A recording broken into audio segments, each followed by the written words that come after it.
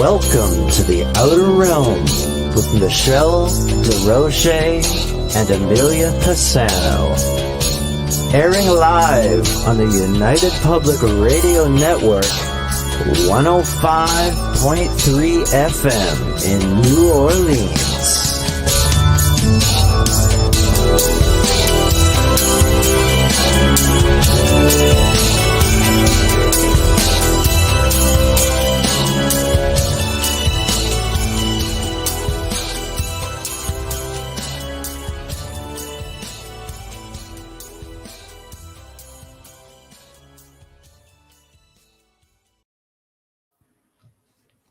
Good evening, everyone. Welcome to the Wednesday night segment of The Outer Realm. We are broadcasting live via the International Public Radio right here on the United Public Radio Network 105.3 FM from the beautiful city of New Orleans. The Outer Realm is fully sponsored by the amazing folks over at Folgers Coffee. Just saying. Folgers Coffee, who have basically had faith in us since the very beginning. So thank you, Folgers. It would not be the same without you being a part of this wonderful journey. Tonight, we welcome, as every night now, Outer Realm, Dr. Snick. I love saying it. Dr. Snick, the sonic surgeon, a.k.a. Justin Snicker, who is an award-winning composer for Halloween, horror, sci-fi, and dark wave electronic music, which, by the way, is available on Bandcamp, Spotify, iTunes, Amazon. You name it, he's on it. And we thank you for your generous contribution to the show. He, of course, is responsible for our amazing intro and outro. So hope you love it as much as we do. Tonight, we welcome back Jason Hewlett to the show. And he's going to be discussing all kinds of stuff. He's going to be talking about paranormal, maybe some cryptids. And I know he's got a book called I Want to Believe. And he's not with his compadre tonight, and we'll let him get into that. But it's going to be a bang-up show because he's always a lot of fun when he's on with us. But in order to participate in tonight's show, you're going to have to head over to either the International Public Radio or UFO Paranormal Radio. So, yep, get on UFO Paranormal Radio if you want to basically communicate with us directly. So please speak or tag Amelia, and we will do our best to get back to you right away or make your comments known to the guest. And with that being said, we are getting ready to start the show. So settle yourselves in. Wow, this is like too much. I was going to say that in the screen.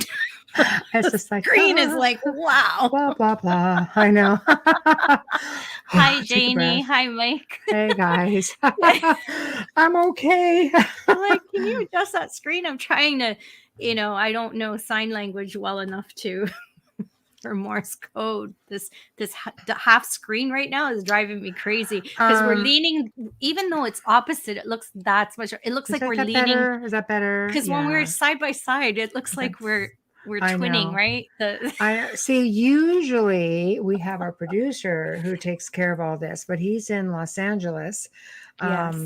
For the Writers of the Future Awards. And I know. So good for him having a good time while we're out here working our butts off. Hi, Sharon. Hi, Sharon. Hi, Janie. Hi, Mike. Good food, good company, good food, good everything, fancy schmancy room, but you know what? We wish him the best, and we hope that he has a lot of fun out there. He's going to be out there for probably the next 10 days, so he deserves it. So that'll be okay. He really does. He does. We just like to razz him about it, but he really does. So because we have to do this like ourselves. We're a bit spoiled because a lot of people do this, but he really takes good care of us. I know. Yeah, he really does. So we're kind of roughing it the next week. So. We really are roughing it. I'm just kind of like, what is this? Where's all the buttons? Yeah. What does this do? What does this do? Don't do too well or he won't come back. Like we can't have that. That can't be a thing. No. That means we have to do it our freaking self. No. I know. No. Producer's great. Hey, Jim Brown, why do we have a sad face? Just watching little things. Did I miss something? Oh, okay. I know. Wow. Maybe an accident. Oh, sad that we don't have Joe. That may be. So are we sad that we don't have Joe. We're I not don't that know. sad. I know. So, We're not mhm, that sad. I But know. I yeah. know. Oh But well. it's good. It's good. I'm really glad that Jason's back on tonight. He is always so much fun. He's so Hmm. informative, and he's just a lot of fun to have on. We have a lot of guests that have commented and they think, oh, I thought it was going to be, I was really nervous coming on. I'm like, what? Nervous? Us? Oh wow. Oh, yeah, I've had a lot of people say that. And I said, you don't need to be nervous, man. We're a Maybe boatload of fun. because We're so relaxed, it's not even funny. well, it's probably because of your history on television that they're starstruck. So Nah, that's I don't probably think so. why. I got people That's bigger probably why they're names like, than me. I'm going to be on the Queen of the Darks show. Whatever. She's the queen of the There's a dark lot realm. bigger fish out there than me, believe me. No, she's the But queen of the dark realm. Just telling you, man. She is the queen of everything paranormal. Yeah, I think that could be why. whatever. And then once they get here, they're pretty. I think they're pretty relaxed. They always tell us at the end that That was wow, so much fun. that went a Yeah. lot easier than I thought it would. And we're just like, what do you mean? What did I'm you like, think? of course it was. Yeah. It's Not just an inquisition. no, it's this very round table. It's just like hanging My out favorite. and jamming about what's going on. And Yeah. he's been on a couple of times before. And So he's on radio as well. He has his own show. So mhm. he's really good at that. No, exactly. Exactly. I Yeah. think it'll be a lot of fun. And okay, sorry. So I'm just checking out. Oh, thank you very much. Aw, Aw, we love Michelle Desrochers. Hey, I love your hair. Everyone loves her hair. Did you I know know. that's a private? Just saying, it's a private color. So good luck with that. But yeah, I've had a lot of people actually message me, and I have, given them like a close yeah, but formula based on what my stylist gives. It's not really science. It's just how it's done is all. that's the whole thing, the application of it, right? It's just like any recipe. You give a recipe for a dish, somebody else has a different technique. It's different, Mhm. and she's really good at coloring. So Well, she is. She's a specialist and teaches. And I have to tip my hat to her because at one time I would not even wash my own hair. I was in yes, the salon hygiene. 3 to 4 times a week, I you loved know. clients like you because I made good money. Oh, heck yeah. Heck Any yeah. answers? Hi, Charles. Yeah, Hi, Charles. I Any loved answers? clients like you. Good Lord. Yes. Yeah. It's a hard color to have and people are really into it. What kind of It's answers you looking for, Charles? it's a harder color when you're the one applying it and it's all over you. Just saying. So Absolutely. Absolutely. Hey, Jeannie. Yeah, just, hopefully we're going to be bringing our guest on soon in a couple of minutes. He'll be chiming in a couple of minutes and hopefully he'll give you some answers. And there he is. So let me start on that intro for why those don't of you you. start on that intro and let's get the show on the road. So yeah, Sure, I'll do that. absolutely. Just So do it. I just noticed my mic is really off. Sorry. Oh, So for those of you who missed it the last time, please head over to archives so you can catch up. Not right now, of course, but after this show, because this is a whole other show. So Jason Hewlett is an author, journalist, broadcaster, and podcaster with a degree in filmmaking and film studies. He is with more than a decade's experience, an investigator. I can't read my own writing. A researcher joined Vancouver Paranormal oh no. Society in 2017 as lead investigator and society director. And in 2020, Jason Hewlett and Peter Renn launched the Canadian Paranormal Foundation. Please welcome Jason Hewlett to the show. We're back to the show. Dun, dun, Hi, dun. Jason. There he is. Hello. How are you? Yeah. Hello. Da-da-da. How are you guys? Good. How are you? Yeah, I'm good. I'm really, really good. It's great to be back. It's been a while. It has. It has. But hey, this is like your third time, I think. So this is excellent. I think so. I'm honored to be back again. Thank you for inviting me back. Keeping Oh. inviting me back. Oh, it's our pleasure. You're just like a boatload of fun. And of course, Peter can't join you tonight, so we'll have to bring him back with you again sometime. Absolutely. He So sends his apologies to you and the Aw. audience. And anytime you guys want to even just have him on, he's more than happy to. To come for us. absolutely. So, Yeah. Hope he Yeah, feels well, better. I know you have a book together, so I wasn't sure if that's just like a taboo thing you got to talk about together, or if it's, It's usually better you for know. both you, right?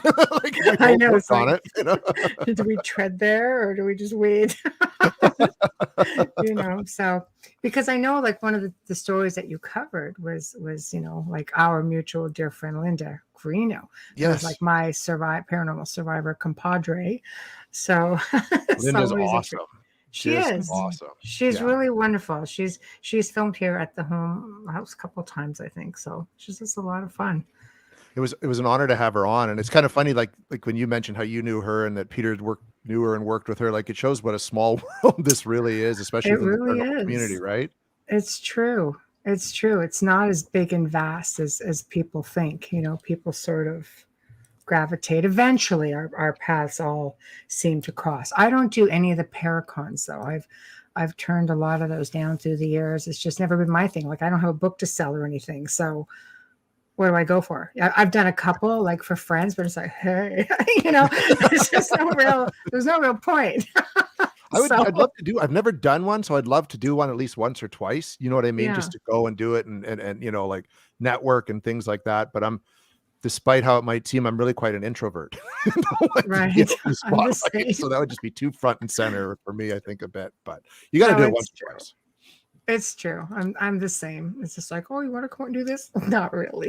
No, I don't. No, just leave me alone in the corner by myself. I'll come and support you, though. I'll come walk around the tables and support my friends and stuff. But I don't have interest in really talking this way. This is so much nicer, isn't it? It really Right? is. There's the comfort of your own home. It's just like, just watch the show and, answer whatever you want. Yeah. And Right. I found with COVID kind of, things loosening and stuff like that, I'm like, I don't know if I want to get out and socialize anymore. I kind of like the last 18 months, 19 months that way. It's not That's just true. me. I was starting to feel like really nasty because I don't feel like going out. And it's like, yeah. No, I've like, gotten used to doing things at home, and the people I want to see, I see them anyways, like either their place or here, and I don't need to go to a restaurant or a bar. I went to the movies last Friday just because the new Halloween movie was out, and I had to go see it, and I didn't want to wait. But it was are just you one of those guys like Halloween, like 100? I'm there. yeah. The last time again, so. I know, right? It doesn't matter. does. It doesn't matter how many times he comes back. It's still worth watching. It for is. sure. It is. And just to I'm sit in the movie theater shocked, again. but I'm shocked at the way they ended that last one. Well, there's a third, right? They said it's a trilogy, so it's the middle chapter. So I think we're going to get into I didn't know that. the supernatural side of him. I think is going to start to come out that they keep alluding to, and the way that movie ended, I don't want to spoil it for people who haven't seen it yet who are listening, but you're just like, okay, there's more going on here because at one point that should have been it, and it wasn't. So, dun dun dun. Spoiler alert. See, I'm like, you can't beat the horse any more than you have. Yeah. It's like, how many freaking times you want to keep freaking beating on it? It's just like when you have her as a star. I don't know, man. Like I really loved the last one. Me too. I loved it, right? Like, yeah. I thought it was so different from all the others. So I was really impressed with guys. it. I would see. She will watch it once it comes up. I've seen most of them, but after a while, I'm like, I have seen all of them. I didn't Every even single one, realize how many times. I don't want to know. it's just like going to see your favorite band like 300 times, It's That like, I don't do.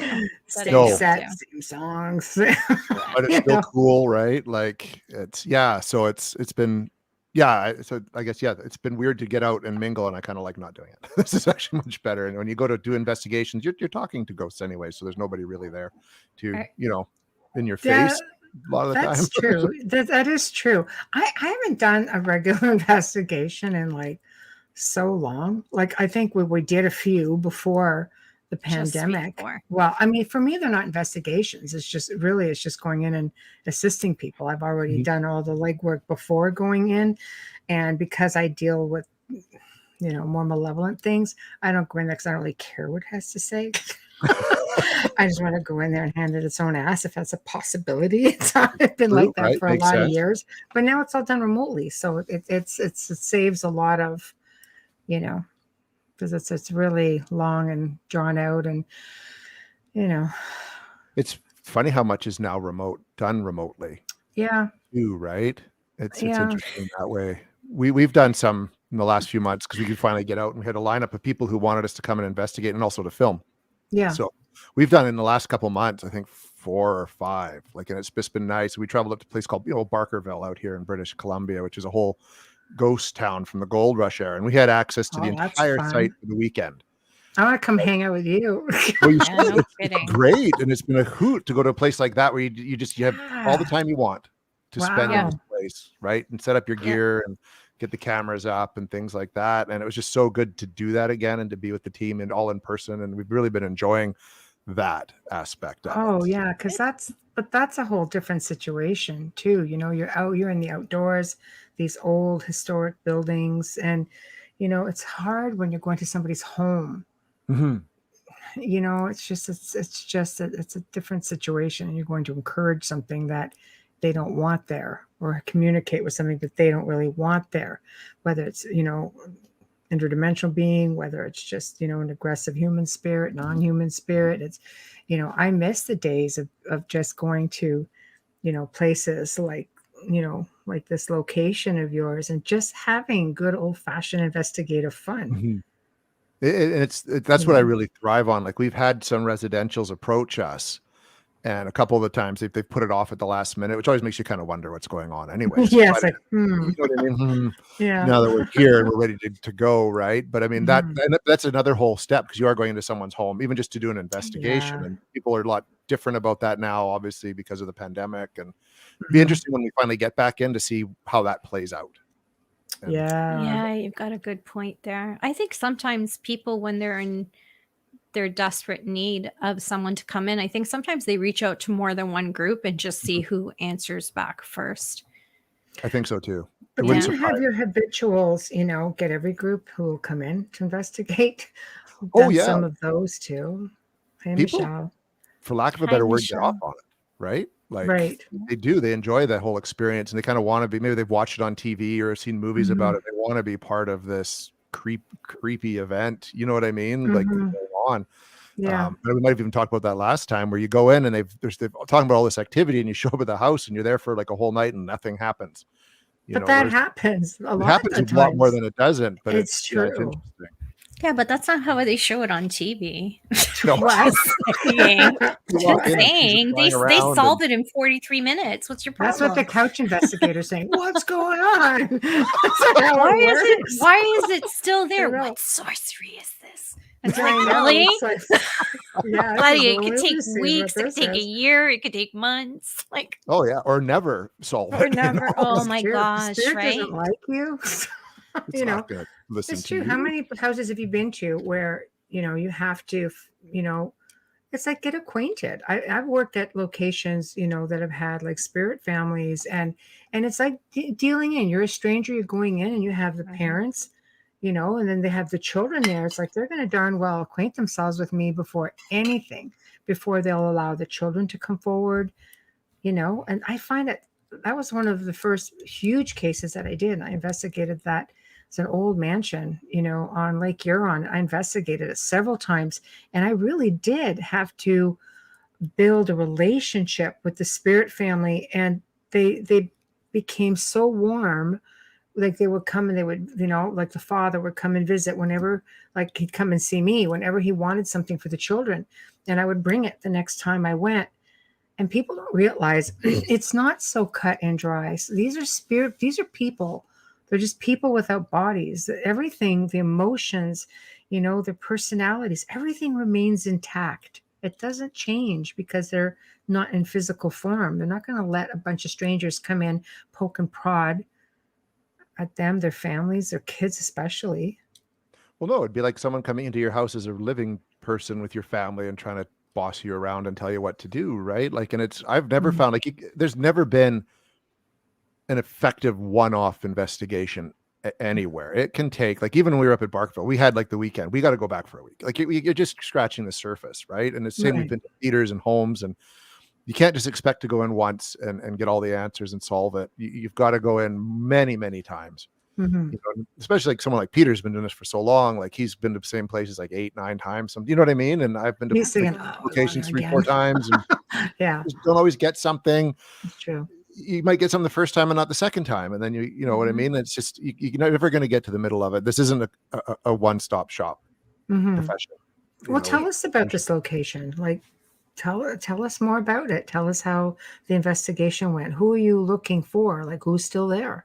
well, we were at it's a place called, and we had made an episode of it called the Dollhouse, but it's called Bailey House. And it's Right. it's an old heritage home in the interior of British Columbia in Merritt.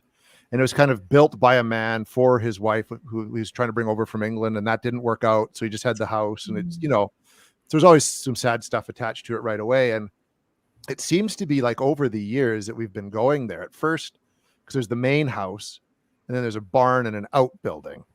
And the outbuilding, in the basement of the outbuilding used to be where the most activity was. You'd get nothing inside the main house, Mhm. right? You get like a you know, apparition of a woman in the basement that you'd be communicating with, etc. So that's all fine. And then there was like a several month absence from the site, Mhm. and then going back, suddenly the activity had shifted to the house itself. Hmm. You know, and you'd have like those pocket doors. Yes. It used to be in the bathroom. You had one of those slam forcefully into the wall and just jam there, like on its own when no one Oh, was on the wow. floor. Yeah. I've been sworn at upstairs by someone. We picked up the name of a gentleman named Tom, and did some research. And there was a gentleman named Tom who was one of the owners of the property. So it seems like there's many different spirits in there Right. that change from time to time. Maybe they're travelers, right? Or maybe it's just all different past owners coming back, or people who have lived on the location. But we've had little toy hammers get thrown off shelves. You know, we picked up with a laser grid, something standing in front of the laser grid in the basement, you know, and had that That's move. cool. With lights on, light off, keep looking. So just that kind of activity. And that's been over the course of several years there. Mhm. We haven't been back in about a year, and it's probably because of all the lockdowns, but it's probably time to go back Sure. and just see what's happened now after all this time, right? After you've left them Mhm. alone. Yeah. And different people Yeah. have been in, like, you know, or maybe less people because of just the COVID situation. So Yeah. yeah, it's time to go back. But that's just one example of a place we've been to several Mm. times. Do you find that there's different activity at different times of the year? Yeah, because it was very active one winter when we were there, like in a February when it was really cold out. Mhm. And then we'd go in a summer, like a June month, and not get as much for Oh, whatever reason. And it would be light out. Like when we were in June, it was light out because it's lighter out later. So we still had stuff go on. That's when we were in the basement and had the shadow in the laser grid. Mhm. So, but the one where we had the hammer come off the shelf was, you know, winter, 10 o'clock at night, pitch black, storm raging outside, you know, that oh kind of. wow. Well, Yeah. they have theories with that, and I don't really know if you can lend much to the theories. But there's a theory that when it's cold and dry, that it's easier for spirits to manifest or maneuver, probably because you can get static Mhm. in the air. You know, I thought that was interesting when I heard that at one time. I went, that's fascinating. Whereas when in the summertime it's hot and humid, less static in the air, maybe it's more difficult. I know even with cases, you know, where things amp up in the summer, and I'd say, are you by chance running the air conditioner because it dries out everything? But then so does the furnace dry Yep. out everything, you Everything. know. You know, and we've done experiments. I said, well, can you just turn the air off for a while? This, you know, it'll be sticky for a couple of days, but I just need to know. And activity actually died down when they turned off the air. So if Really? yeah, I thought it was interesting. And I tried that with a couple of different people, and I was like, okay, maybe there's something to it, but I'm not a scientist. So Same. just, you know, I'm not one of those parascientists or parapsychologists, but I thought it was an interesting theory. Well, You there know. could, like, because it is one thing that people seem to agree on is that there's something to do with the electromagnetic energy, Right. right? So that would Yes. make sense. And they need to draw power from somewhere. And right, when it's hotter, it's drier, you get static electricity that might be a Mm. possible Well, explanation, see, right? here it's very humid. It's opposite in Southern Yeah. Ontario, See, and we're out here in the interior, it gets hot, like it just in the and summer. dry. Hot and dry, and Yeah, You're even lucky. the winters are opposite for us. cold and dry, right? You know what I mean? Yeah. So, No, Yeah. not here. No, a total other way. It's like So so bloody freaking humid here in just the like, south. It's not funny. Yeah. You can almost, like, I would say Buffalo and us are too far off in our weather patterns. Mm-hmm. So, you know, it's crazy. No question. Let me put it up. Thank you. So I can actually see it. Yeah. Yes. Hey, Shannon. And thank you, Charles, for the lovely compliment. Yes. Thank Go you. ahead. Hi, Gaynor. When an apparition is near you, do you feel like a static feeling? I had it a few months back. I could feel that. And then it felt like a piece of silk or something really soft brushed over the top of my hand. It was gone as quick as it came. Hi, Interesting. Zach. Hey, Zach. Yeah. No, that's Static interesting. feeling. I've never had that personally, like a static charge kind of feeling. Mm-hmm. But more for me, it'd be just the cold, or just this and say, you know, you just know something's there, like in watching you. I've had that more often than anything else. Just that feeling of something, and then a little bit of temperature shift. Yeah, but the the standard cold spot, or what people don't realize is you can also get a hot spot. Yes. Yeah, and sometimes everybody affiliates with the cold spot, but they don't think about the heat. I know. Sometimes you feel like spider webs and there's nothing there. Mm-hmm. I had asked for my mom. Sorry, Jason. No, that's fine. I had asked for my mom, who passed last June, to come and hold my hand earlier in the day. Well, then you just looking for validation. I'm so sorry for your loss. Yeah. Sometimes our brains do that to ourselves, right? Like, but sometimes it is something is actually there too. It's tough to. I think discern. If you really believe in it, then yeah. Especially with loved ones who've passed away. I you know, if that's how you feel and that's deep down inside you feel that, you don't need validation from us, really. No. But good for you. Not at Like, all. yeah, thanks. I thought it was her. I have seen her in my dreams. Oh, that's beautiful.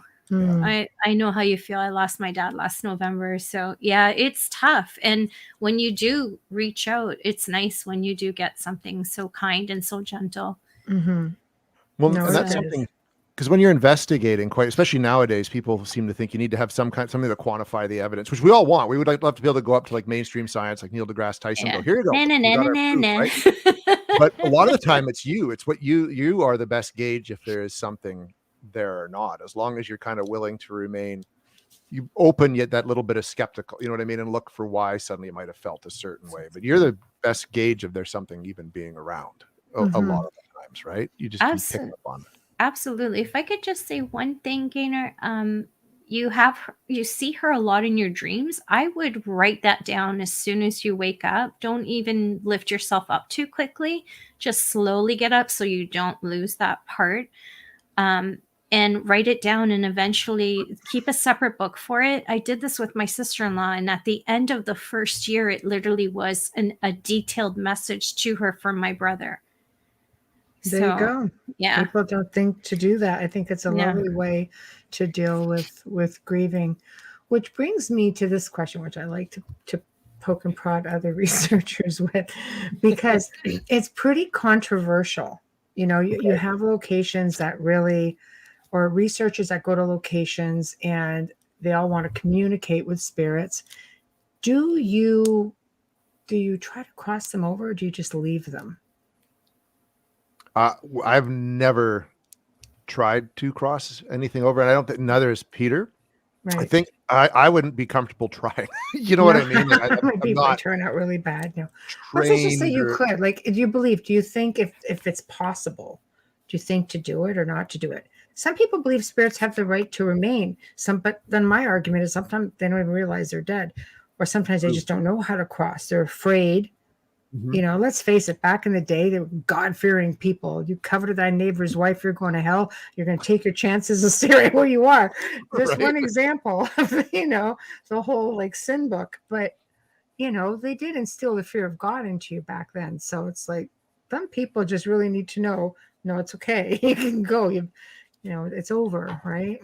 That's a common question that we do ask at some point during our sessions is, do you know that you've died? Like, what year we try to figure out, like, what year do you think it is? Do you know you've died? Like, you know, can you tell that things look different now than when you passed away? And I mean, maybe with the right sort of research into the situation and knowing as much as I could about the location, who the potential spirit could be, it might be something to help at that point if it seemed like the best course of action.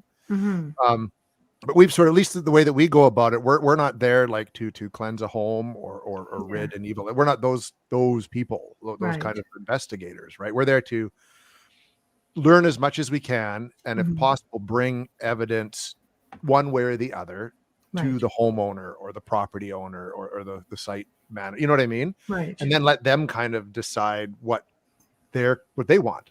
They're the ones that are living with whatever, if there's something there, right? And I mean, there are people I know who have no trouble if their house is haunted. They just want to make sure and not see that they're crazy. What are they dealing with? Right. Yeah. Right. What they're dealing with, and that, like Jason said, they're not insane. That you're not hearing things and seeing things, right? Sure. Yeah. Or maybe it is just the house noise, or electrical disturbances, or like a carbon monoxide leak. You try to rule out every possible situation, and then it's like that Occam's razor. If what's left is, well, you maybe have a ghost, then we kind of look at that angle. If it comes back with a question mark, it just warrants further research. It's just like, okay, there is something that's not considered logical.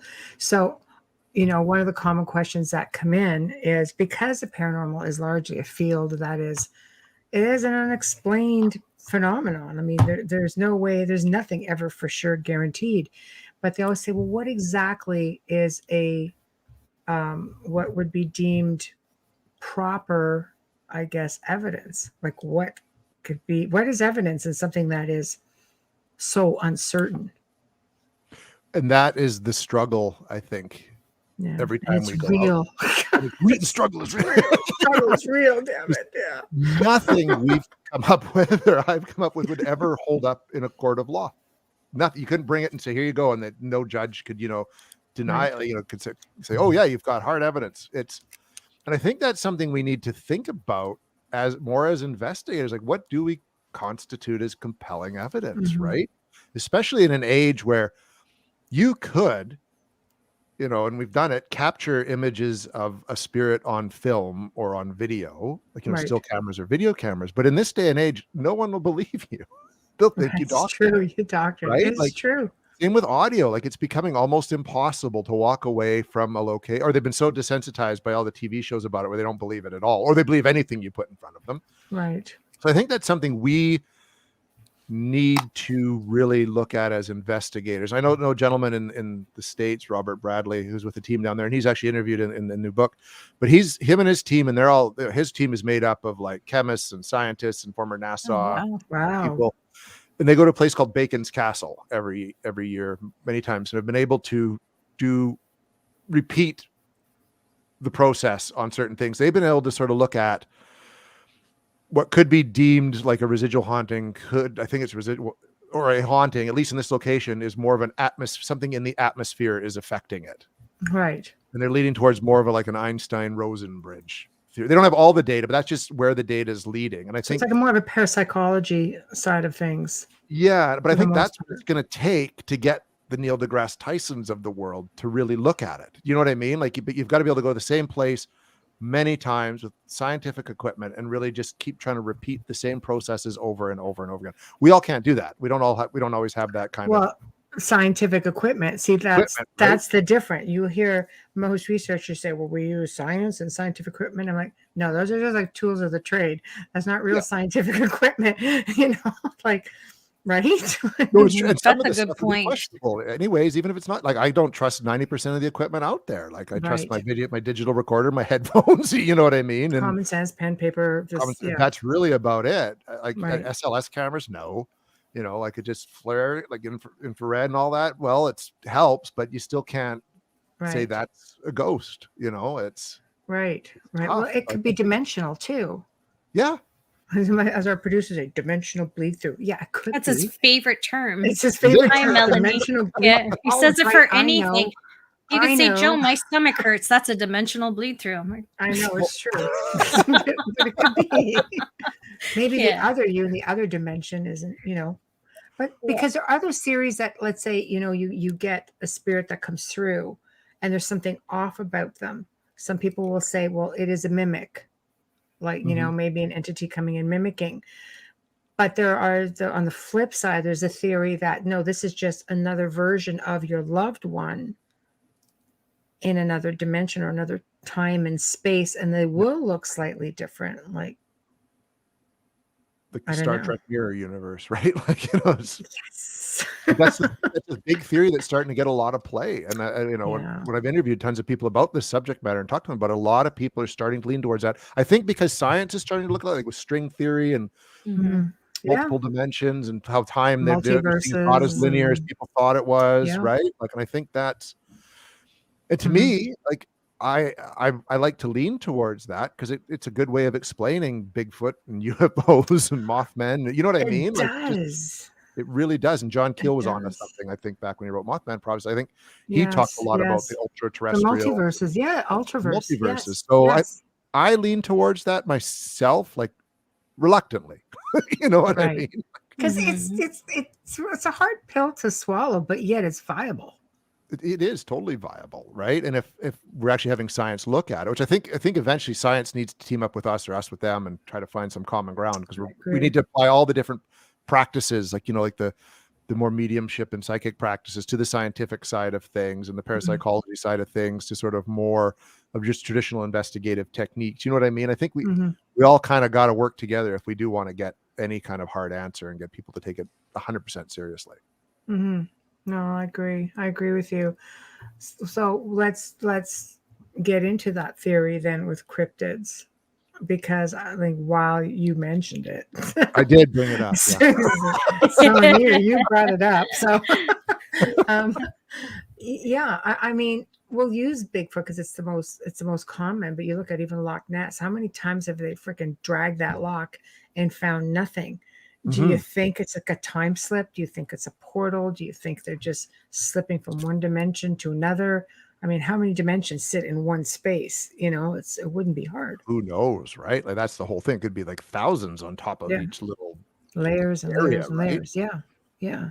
You know, and like with Bigfoot, there have been cases of following tracks and halfway through a snow-filled yard, they just stop, right? Yeah. They just stop. And investigators at Skinwalker Ranch physically saw portals open and Hmm. things crawl out, but all the video cameras had that were trained on them are these orange blobs, right? Like they I made know out it's nothing, true. It's right? Like, true. so I mean, it could be time slips. Who, like, it just blows your mind trying to like Hmm. make logical sense out of it. But that would explain why. I mean, how many Nessie sightings have there been this year already? Already, there've been quite a few. Quite a You few. And they've know, debunked a couple of them, right? But mm.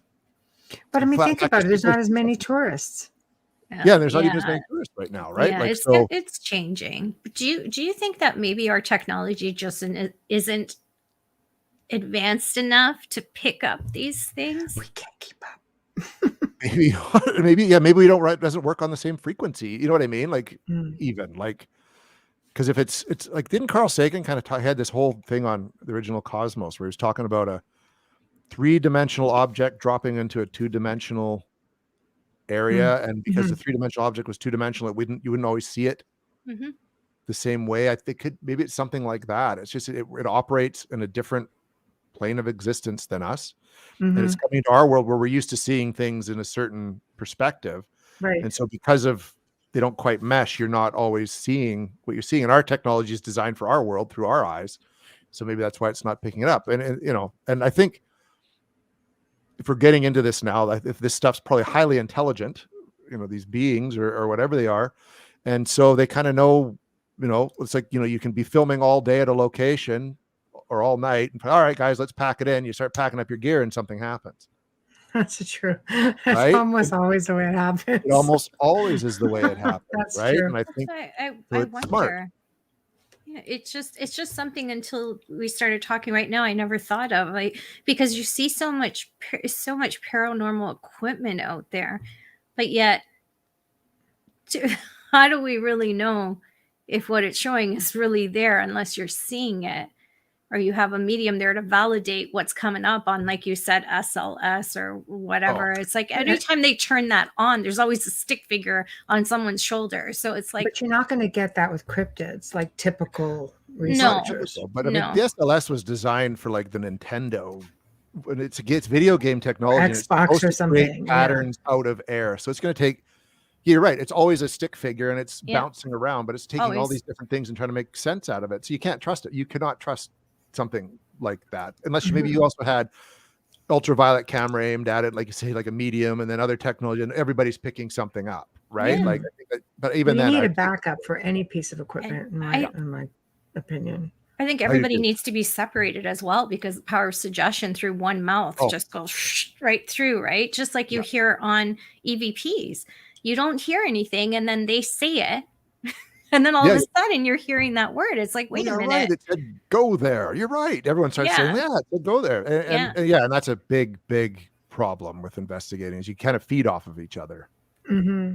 Right. No, it is true. Hi, It's Marisol. true. Yeah, it's just crazy. It's hard. That's why I can see why the skeptics have such a field day with all of it, with Bigfoot, with, Loch Ness, with Mothman. What do you think Mothman is? Yeah, let's go there, because that's another popular one. I know. I think if anything is could be explained as an interdimensional thing, it's Mothman. You know what I mean? It's the only thing that makes sense. And even I was talking with Ken Gearhard about it, because he's a cryptozoologist, right? Yeah, he's been on the show. He's been on. Ken's great. Yes, We got into it a little bit, and he it's something he even said that maybe it's a projection of something in our minds, even, right? Like, it's just so hard to nail down. Mm-hmm. It is. It's one of those weird things, but enough people saw it and still see it that there's something to it, right? But worldwide too. I remember. Worldwide, Yeah, when it's not just Pleasantville. Yeah. No. everywhere. Yeah. Yeah. So I think don't it's know. a metaphysical being, probably. If it does exist, it is from some other dimensional plane. Yeah. If that's how you can explain it, that's all. It's definitely not a flesh and blood creature. If it does exist, it's my favorite, because it comes always bearing news to help people, right? It's not malevolent in any way. It's So maybe always it's extraterrestrial. Yeah, Maybe- that's yeah, a maybe it huge is. It could be. possibility. Yeah.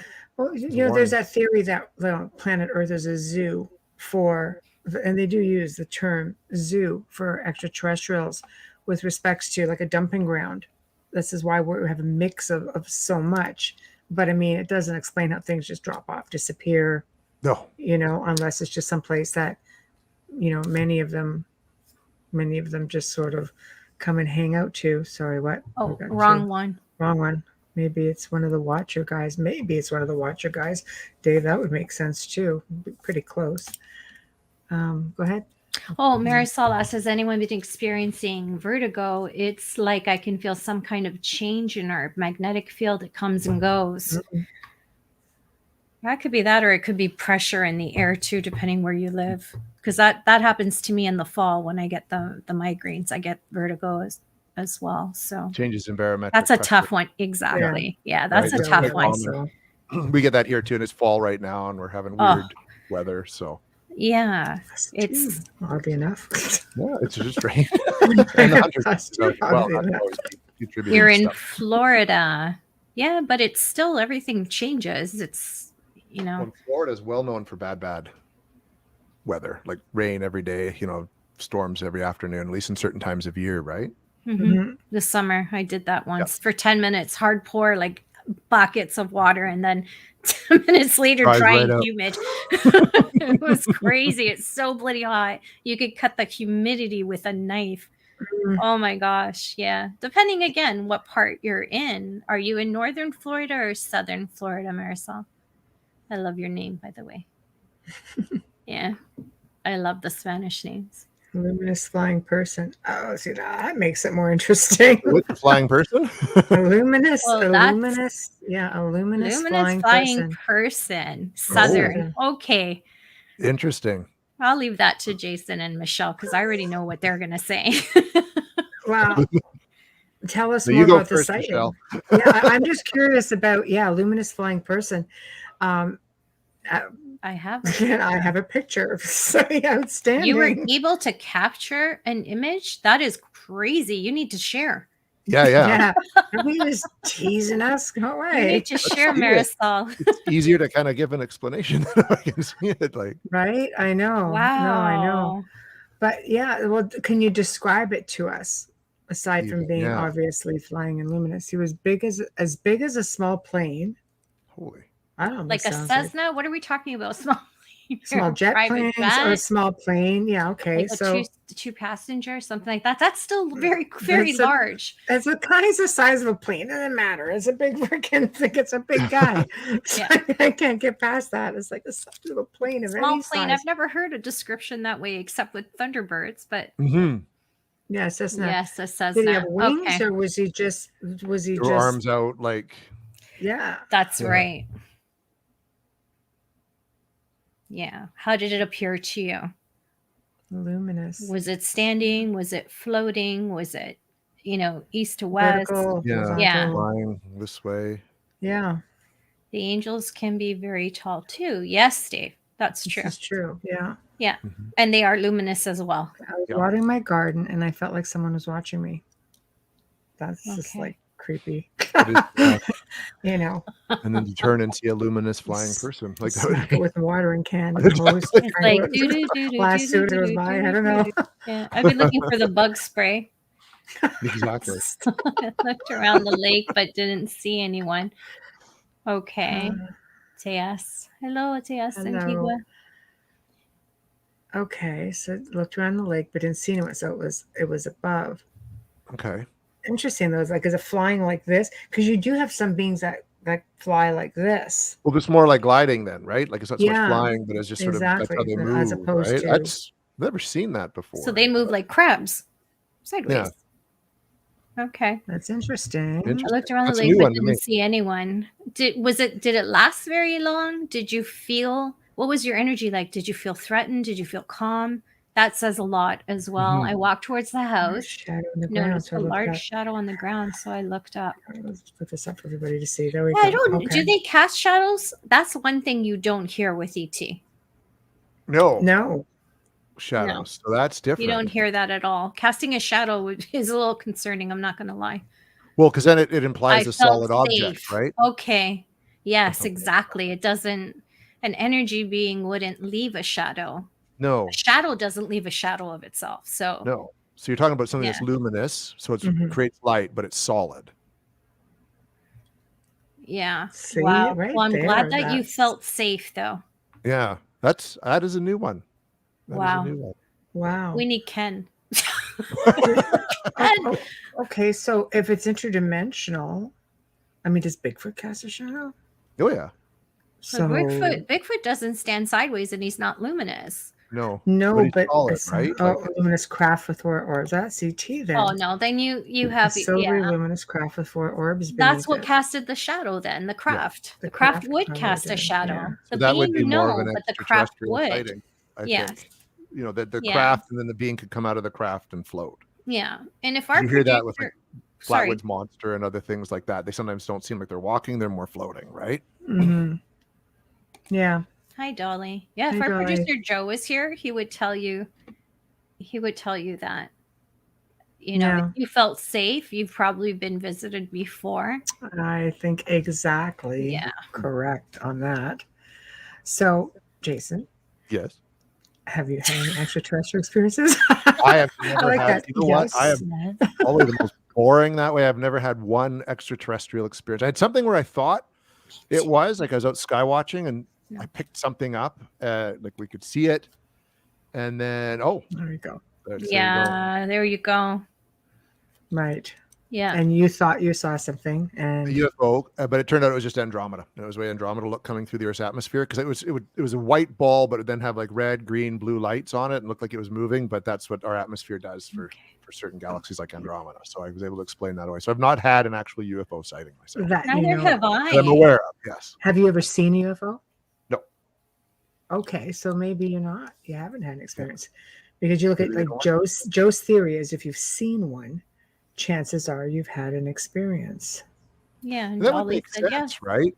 It's like because it's like when they you see it, they see you kind of idea, kind of sort of thing. So Yeah.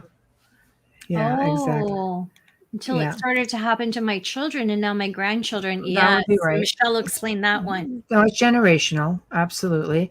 Chances are it happened to your parents, your grandparents, at least one of them on one side of the family. And it could go back literally hundreds, thousands of years. I mean, they can outlast us by millennia, apparently. So I'm not surprised. My Grandmother. grandmother, yeah, absolutely. I bet you her mother or father, and so on and so forth. And while we're on the topic, Dolly says interdimensional beings or who are not fully here cast no shadow. Maybe That would make Marisol should sense. get in touch with Joe. If you feel You should. comfortable and you want to talk about it further. How can I How share can the I share the picture? picture? I don't know which Facebook group page you're on. If you can get to the Outer Realm, you can send it to us in Messenger there, and we can go in, grab it, and try to put it up. I can try to put it up. I usually have a producer for this. Yeah. I'm kind of like, I don't Unfortunately, know. he's in the same time zone as Jason right now, just a little bit I know. lower. He's I in know, LA. in California right now. I was like, what? Yeah, he's in Los Oh, boy. Angeles I for an know. awards thing. Yeah. I know, but you know what? We could save it, and we could always post it on the Outer Realm group page, Mhm. and that way people can go in and have a look at it after that and comment on it. If you For would sure. like that. Yeah. Crafter aware of you if you see it. Yep, Crafter aware of you if you see it. Absolutely. So, okay. Because Interesting stuff. Sorry. I said interesting stuff. Like that's. No, because I got it taken down from Facebook because it was too controversial. Ow. Oh, probably from the Oh. comments. Then if you want us to see it, just send it to us privately in Messenger. Yeah, we can have a then. look at it there, and then, Yeah. yeah, And we can forward it to Joe. over 3,000 views. Oh, I bet. Yeah. That would get a lot. Holy. Yeah. I don't doubt it, my dear. No, for sure. No, we can definitely, we'll communicate with you via there, or message us at the outer realm contact at gmail.com, the outer realm contact at gmail.com. And then I will just forward that over to Joe, because Joe's got the largest organization for contactee and abductee, like in the world. It's got over 60,000 people who have been contacted or experienced or abducted, and they really document everything thoroughly. So I would maybe even recommend just emailing it, because then we could just go and email it directly to him, and I think he could help you, and you're very welcome. So hello, Stone Hobbit. I love that name. That's very cool. So it is. Yeah, because a lot of paranormal researchers eventually end up in the field of ufology. I don't know about you, Jason, but I've done quite a few cases. I think at least half in all the years I've done that. I've been doing this, and there seems to be a bridge between the two. Like, I don't know if they use the same portals, but people who have had alleged demonic or malevolent entity sightings or experiences have also had extraterrestrial, which makes you wonder, are they one of the same? What's the connection? Well, because even then, like a lot of the the abduction experiences, it tie into like the sleep paralysis phenomenon is very much similar to demonic oppression, moments of demonic oppression, right? I mean, the hag syndrome, sitting on the chest, things like that. or even just like like when they see like a demon in their house, it's usually at night, they're right around bedtime. You know what I mean? Mm-hmm. So I think maybe I've even talked about this last time. I have a feeling all of this is connected somehow anyways. You know what I mean? I kind of lean towards it. Like, I think there's a common when we get that explanation, I think it'll help explain a lot of this phenomenon. Which is why, like I say, I lean towards that multidimensional thing. I think that once we get the handle on that, I think that'll really start answering a lot of questions. And I think the only reason it's paranormal is because we haven't figured out what that is yet. I think it's as natural as anything else on this planet. It's just something that a lot of the population believes in, and the other half doesn't want to acknowledge or deal with or think about, because that changes everything. Be interesting to know what the government knows, because everything. That changes everything. Everything is connected. Because that just changes everything. Just saying. It's true. Well, I think it will, right? I mean, it's I think it's just one of those things. It's like Colin Wilson always called it faculty X, right? It was our ability to tap into that part of the world. We just stopped using it as much as we became more civilized and established and created light technology and sound, and just started distracting ourselves away with other things. We don't need it. It was like a survival instinct to be able to pick up on these phenomena around us. Which is why people who are empathic or psychic, I think they're still tapping into this faculty X, if you want to call it that. I agree positive and Glasses negative. back on, because God knows I'm blind. No, I agree Positive also. and negative exist together. Yes. Yeah. Oh, and you can't have one without the other. I don't think. Like it's contrary to what people want, right? I think they kind of got to coexist. Wow. Oh, there you go. Well, I have- hey, our email is posted right here in the stream. Yeah. If you want to send it along. So night terror dimensional accessing. It was tall grays. There was no terror for me while in it. More like a conversation inside a tube to allow contact and communication. Interesting. It's like in terms of a tube, like you kind of when it happened, you were both inside like a doorway kind of tube. Do you know what I mean? Can you elaborate on that a little bit? Yeah. It's a great question. Okay, yeah. Feel free to elaborate. We'll put it up. Yeah, thanks for like, sharing is that. it tube or is it tube? Yeah, right. Yeah. Like, because Yeah, if that's you're a in great England, question. a tube That's an is investigator like a question. whale. yeah, because I just want to know what it looks like.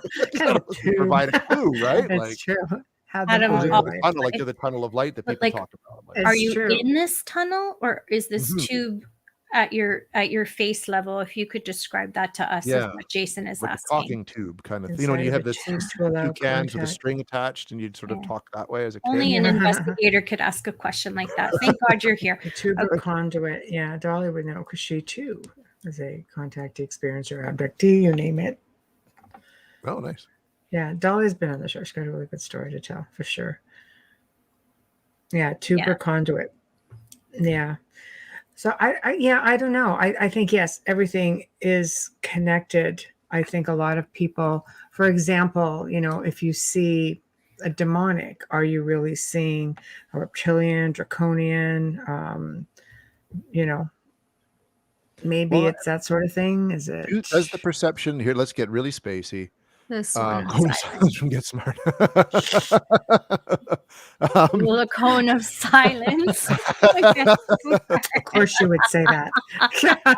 Wayne, that is brilliant. Energy tube vertical. So Wow. that you're inside this energy tube vertical. Interesting. Mm-hmm. Wow. Mm. Okay, I can't talk right now because I got to keep that part to myself. But I'm thinking out loud. She'll probably understand. So vertical tube, is it like a beam of light or is it energy? Does it look like a solid mass? I know that's 600 questions, but Yeah. I'm Just really pick one. curious. We'll Yeah, we'll let work us around know. it. What does it Large, look like? Vertical energy tube sounds like Skinwalker Ranch. Oh, Yeah, it that's would. definitely that's the kind of stuff people experience at Skinwalker Ranch, right? Do they Exactly. really? Well, I it would know be a nothing portal. about that place. Because Skinwalker Ranch had portals all over the place. Yeah. Right. So they saw the portals as, okay, I get it. Okay. Maybe Interesting. it's a portal. Yeah, we can't Maybe. wait to find out if that's energy or what it looked like to you. No, it was energy. Okay, Interesting. there we go. Thank So you. it could be energy, the energy opening up the doorway between two Hmm. areas, right? That's right. Yeah. It's interesting. Wow. Again, are some of these things that we're seeing, I know places, locations that have had alleged demonic activity have had gray sightings or reptilian sightings. Or you're in New Well, here- Zealand. Yeah. What I was going to sort of say too Wow. before that was what if it's partly perceptual too? So if you're a very religious person, Right. what you see, you're going to see as a demon, Right. right? If you're not, and you're sort of more leaning towards the UFO side of things or been an abductee, maybe you're going to see a gray instead. And if you know what I mean, like, is it all Right. your perception as well being affected by this? Do these things show themselves to you as in a way that you can best understand it based on your belief system? This is kind of getting a bit out there, but then we might as well just go for it as far as I'm concerned, with the conversation, because that could do it. Like if you believe more, I don't believe in aliens, but I believe, I'm Catholic and there's God and the devil. If and it's a demon, it's an You're going to angel. see demons and angels and that instead, right? Because that's the best way to present itself. No, I agree with Mhm. you. I think a lot of it has to do with mindset and perception and that sort of thing. I think they're very, very similar. I would think though, that if you saw a demonic, you would lean towards reptilian, but yet a lot of these locations that I've worked, like I said, roughly half have had connections, but it's grays that they see. Mm-hmm. Now, when I'm doing recordings like EVPs, I've had some like freaking crazy ass shit come out on some of those EVPs. And I was going to tell it just like that because that's pretty much what it is. Some of this stuff is like terrifying. And yet I have heard grays, and it's not usually anything like that. Interesting. You know what I mean? So it's this really different. It's like you see them, but they don't sound anything like what comes out on some of those recordings. Yeah, like more of a like into that negative energy. Oh, demonic. I mean, full out growling, and when they talk, it's like a growling talk at you. Yeah. You know, and it's like it's crazy, ridiculous stuff. I mean, I've got hundreds of hours of it over the years. You know, so you're just sort of like, what the heck is that? You know, and yet, you know, I've heard grace, and there's a lot of like clicking and stuff like that. Yeah. So it's not like a growly, you know, you're a bitch sort of thing. It's like, it's like, I am. No, it's I am. You're not lying. But, you know, it's they're very different. So yet you're seeing them, but it's not lining up with the voice recordings. Is pretty much what I'm trying to say. Interesting. Yeah. Change. Yeah. You should message me really about that. Because I sort of feel a lot like you did, and I think I got that problem resolved. I think so. People's perception do play in how they perceive. Well, it is. It's everything because we're perceiving everything from our own life experiences, etc. Right? So I agree. Angels, yeah, ghost shadow people, grays, other, yeah. Interesting. Yeah. So to see, right? You was Catholic, now moving into something else, seeing things in a different way. I think the commonality between all this, though, is there is something there that people are seeing, right? Like that. I think that's the common thing. I understand how people could, you know, see demonics and ETs as, or these visitors as similar, depending on the species and the race. But I'm one of those people who believes that they're all different. I'm one that believes they all exist, you know, and they're all different. But that's from my experience with my work. But I've never seen an ET. I've never had an experience. I've never seen a UFO. I have not. Bubbles, I have not, but I've never seen a UFO. Like, if I've seen one, why won't they let me remember that crap? Like, seriously, man. But you know, but other people get to remember. But Marisol, her parents were pastors. That's not uncommon.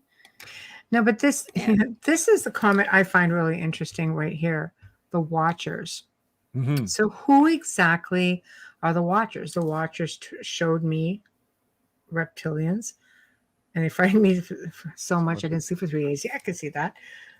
But that's so again we talk about, you know, the Watchers. And who are they, and what do they look like, and you know, what is up with this? Can you describe them? Like, that's the second person today to bring it up, I think. Yeah, Dave mentioned it earlier too. Mantis. Mantis. Dolly says mantis. I call them the ET police. That was the Men in Black. There we go. I call them the ET police. Yeah. I think they were clicking, and some of the African languages come from. You're not wrong on that either. That's right. A lot of African languages click. Well, there's a whole belief system. And it kind of makes sense to me, right? That we are descendants from other alien species that came to Earth, or that we were influenced by them. So it would make sense that we would pick up some of those vocal patterns, right? Because almost every religion has a similar origin idea. A little bit of differences here and there, but there's always like a main figure and a beings from above, and there's evil below, and you know, there's enough of a tie in there. No, so, I agree. I agree. Paul Dano wrote the book Beyond the Paranormal, I believe. Like, and he touches a lot on that. So, and that also led to the multiverse concept too, coming out as well, right? So, I mean, it could be something to it. It's interesting. Yeah, I can't get past, you know, the visual. You know, at some locations you've got a full-on gray, but you're getting entirely different recordings. They're not connecting. They're not matching. You know. Yeah. And so why would that be then? Is it this, which maybe even goes more like, because do you sort of lean more towards ETs than demons? You know what I mean? Than Well, demons or something? Like, it's hard. I don't know. Like these are early days too, though. I mean, I say early days. I've been doing this for almost 19 years. So, for me, when I started piecing it together, because you're taking people's statements and, I'm like, okay, what else have you seen? What are your experiences?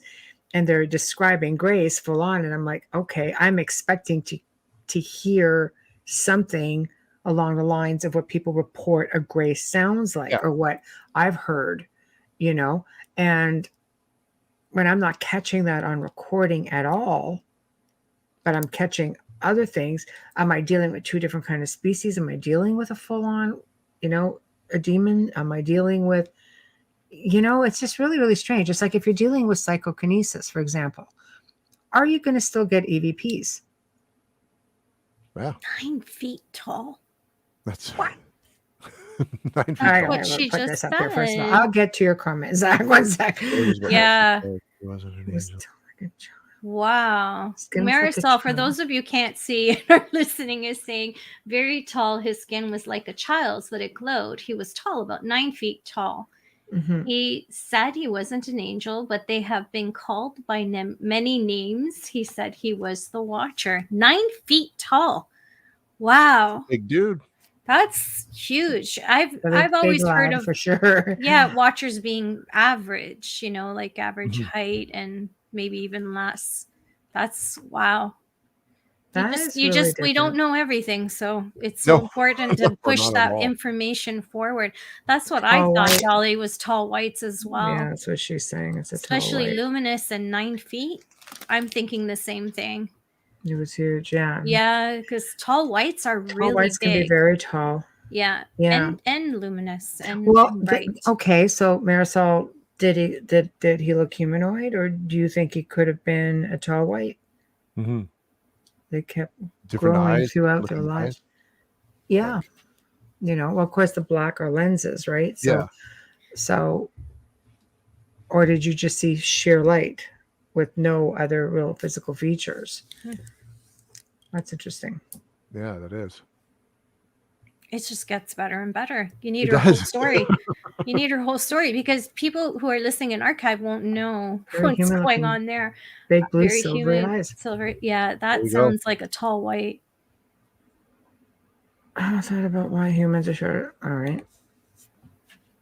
No, but I'm I dying for you to tell us. This is awesome. In our Oh, you got to original read forms, that out loud. Yeah, go ahead, Amelia. Have you guys ever thought about why humans are shorter than the trees? It seems like we should be taller than the trees in our original forms, the crown of creation. No, I didn't, because I have seen little trees. Yeah. Very We're light getting eyes. Dolly taller. said, yeah. I know my son's taller than he's going to be taller than I was, and I'm taller than my parents were. You know what I mean? Like we're getting taller all the time. So Yeah, I noticed that in our family as well. The generations, like my brothers are like 5'9", 5'10". They're not really tall, but yet, my one brother, his sons like surpass. What are they, 6'3" or something? Like they're so tall. Crazy. Yeah. it's kind of doing that in reverse, right? So, Yes. But even my niece is really tall.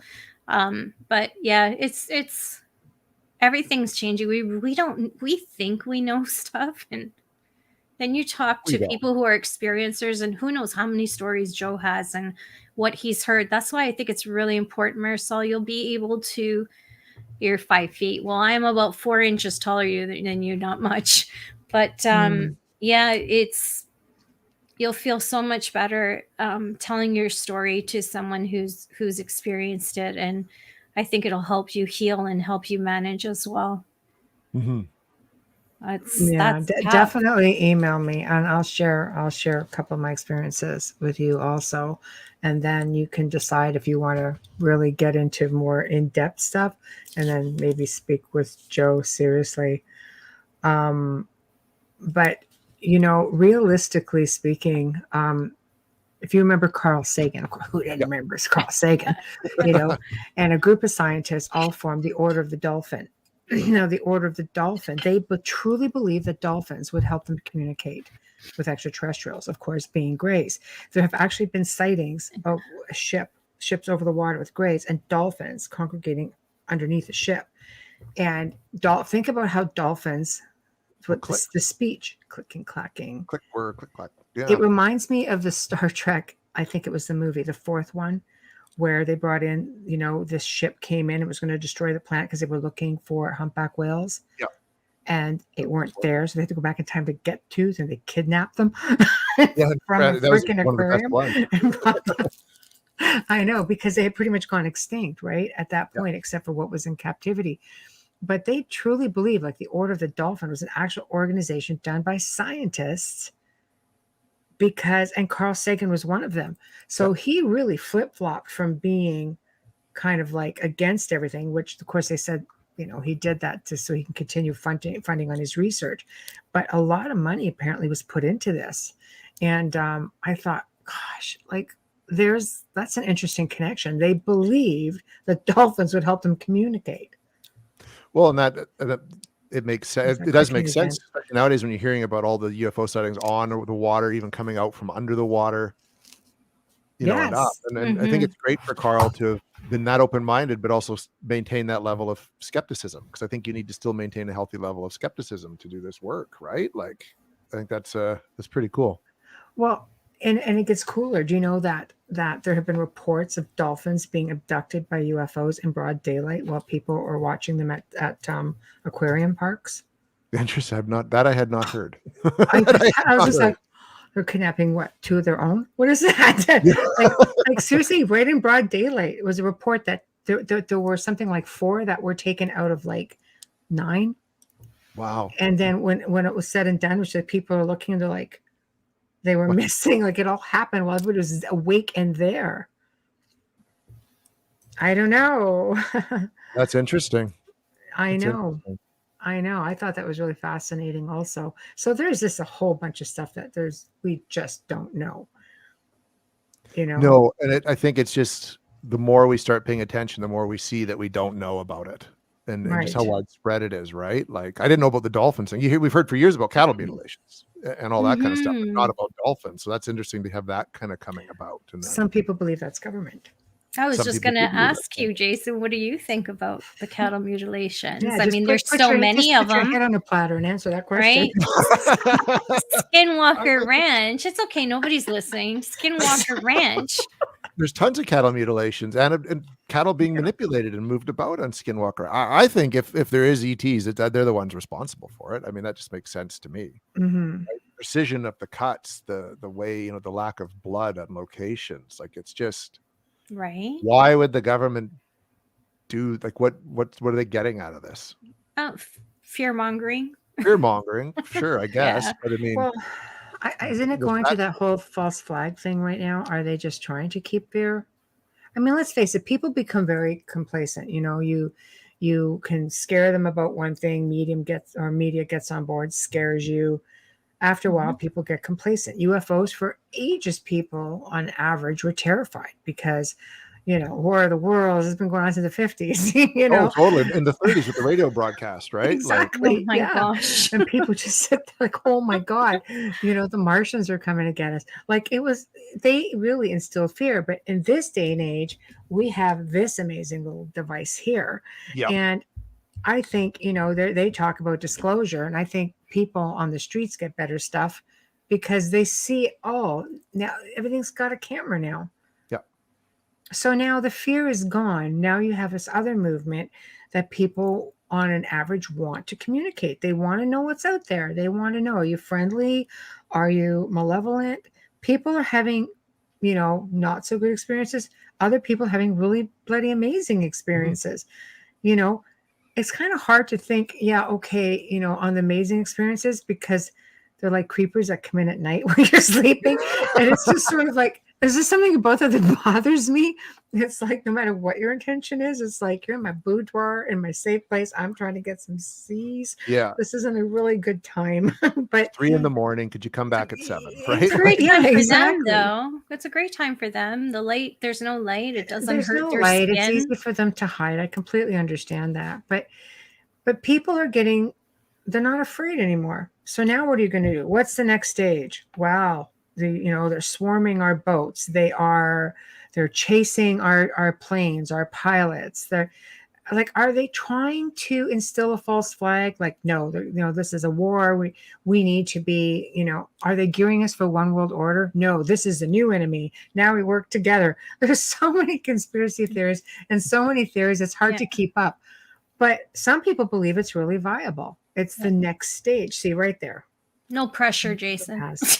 Government responsible false flag. Right on, Dolly. See right there. That's what I was just saying. She answered it for you. You can walk away. Walk away. My work here is done. That's it. Walk away. Right? Did you notice me backing up there? The whole Michael Jackson thing. I'm just like, saw that. I'm like, I'm out of here. I know. No, it's true. No matter what you say on that topic, you're going to get hate mail.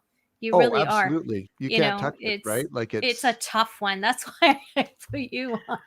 It's as bad as talking about vaccinations. You know what I mean? It's just like, YouTube will rip us right out. YouTube will rip us out. Just they'll click on that word, right? That V word, and just rip us right off. It's over. Yeah. I mean, like I don't like to jump on every conspiracy theory. I think a lot of it, we as a species, we can't be complacent, so we need to have something to argue about, it's true, get upset about, and get pissed off about.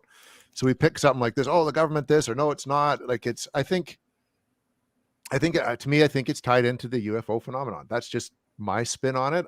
Given what I've heard about like Skinwalker Ranch and things like that, to me, it just is a next logical step, part of that. I don't think the government cares enough about us really to go to that lengths to keep us scared. I think we do a good job of scaring ourselves and creating these arguments, right? Like I think that falls more into a bigger agenda.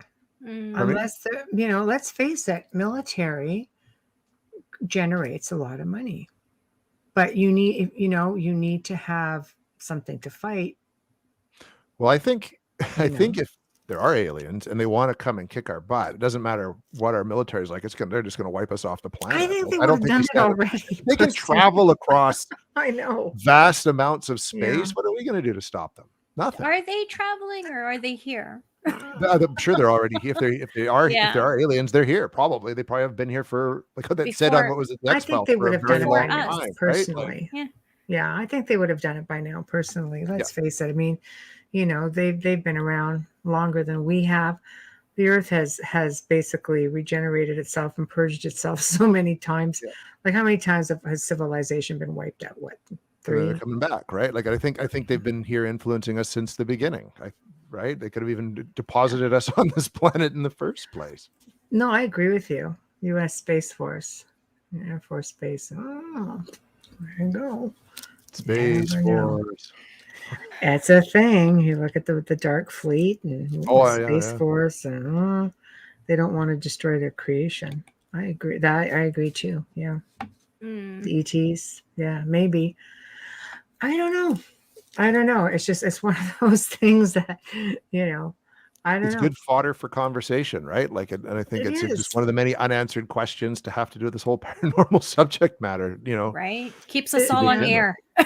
Yeah. Keeps us all on air. Keeps us on air, writing books, doing shows, like, it just keeps us going, right?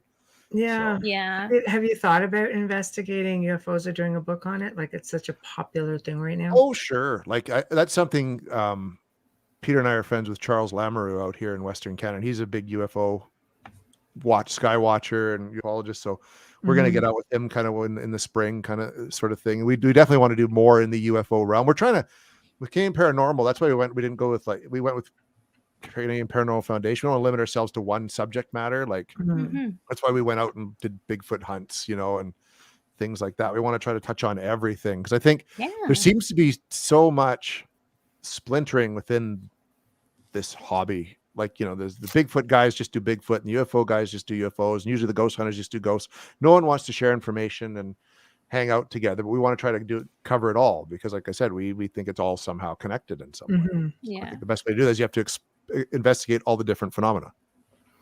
Yeah. Sarah, no one's laughing at the Space Force. None of us are. No, she understood. She misunderstood. She wrote, there are good aliens and not so good. You laugh about Space Force, but if you only knew what was going on, and you will find out soon extraterrestrials are real. I think you need to rewind the show. I do. You might want to take that. You might want to take that comment back. Sarah, it's me. Yeah. It's me. Right? So no, no. I research everything. I really do, but I don't Not to take mention she anything at lived it. face value. There's a lot of conspiracy theories out there. People send me stuff all the time. Mhm. Some of it's extremely outdated. Some of it is just like, no, this isn't a thing. Some of it's already been proven to not be a thing. Yet I still get a lot of stuff that gets sent to me. You can't go with all of it. No. You just have to use common sense with it. And other stuff, it's just like, it's possible, because behind every conspiracy theory, it's believed that there's a little grain of something that triggered it. So, We'll start somewhere. It's like the urban legends, right? They start with something that was factual and then they get expanded upon. A lot of the conspiracy theories that have come out even in the last 2 years, back in the early 90s, me and my friends were talking about the exact same stuff. Just everybody thought we were nuts because nobody had these phones to access information. It's Now a lot of it true. seems new to I people, know. right? Like, but Yeah. it's been around for decades. No, it's true. It's like broken telephone. Yeah. Someone keeps adding, your perception changes the story, and it goes on and it goes on. But if you go back to the beginning, that's what researchers do. They go back in time. So yeah, No, it is. definitely. It's true. We could do a show just on conspiracies. Maybe we will, because there are just so many out there. I know in the gray zone we'll probably, we've been talking about doing it. But there's so much. You just can't run away with it. It just takes away from at least in the paranormal, it would be so easy to veer away from the actual research. It's a very difficult field to be credible in. It's a very difficult field to try to get any kind of real, what is deemed evidence. And that's the big question. What exactly is deemed evidence? So if you start running or getting away from it too easily, it would be so hard to lose everything. And if we all did that, and there are some that do, believe me, there are some people out there who research and you think maybe they shouldn't, but I like to try to lean towards the fact that everybody is contributing something, but it's not always the case, No, and it's tough, because I know even in some of the paranormal fields, I've been accused of being too skeptical. Oh yeah, for sure. But I don't just want to believe on blind faith. I need it. No. You know what I mean? Like I've never seen an alien, and I've never seen a demon, what people classify as a demon. Right. So I'm not going to come out and say, yeah, I believe in aliens and demons, just because, but I haven't experienced it yet. Right. You know what I mean? So I'm a bit skeptical when someone presents that kind of concept to me. I'll look for a different answer first. But if suddenly in my search for that different answer, I come across a guy with a pitchfork and horns and a tail, I'm like, well, okay. All right, maybe. There might be something to this now, right? Like it's not so sure. skeptical that I'm not willing to believe, but I want to experience it or find the evidence of it before I'm going to give myself completely over to the concept. So that's the book, I Want to Believe. Yes, now 2 books now. 2 books now. Okay. I Want to Believe, One Man's Journey into the Paranormal was the first book, and that was Peter's story. Right. That we talked about last time. And the new book that came out last week is, I Want to Believe, an Investigator's Archive. And that's where we got 22 different paranormal investigators, cryptozoologists, and filmmakers, and heard their stories and what got them interested in it and how they approach this field of study. And what, obviously people like scary stories. So what are their scariest encounters or best personal experiences? And we compiled them all into this book. Right. Which is fantastic. So does it make you a believer after Peter's story? Does he believe? Oh, well, Peter, I mean, I'd say Peter is skeptical, but I think he believes even more than I do. Right.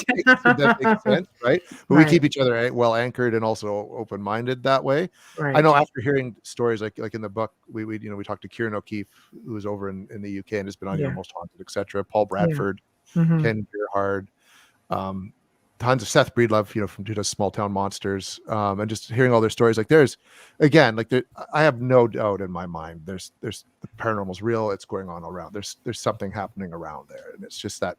Even a lot of people we interviewed, we came down to, what do you think it is?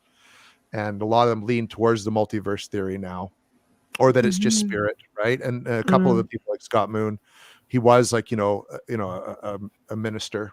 So he had a religious background. He's very much believed in God and demons, and he brings that to the table. And I think I don't like being one of those people, who poo-poo someone who has a religious background, because we don't know, right? So it's good to bring that perspective into things. It is. And see that different way.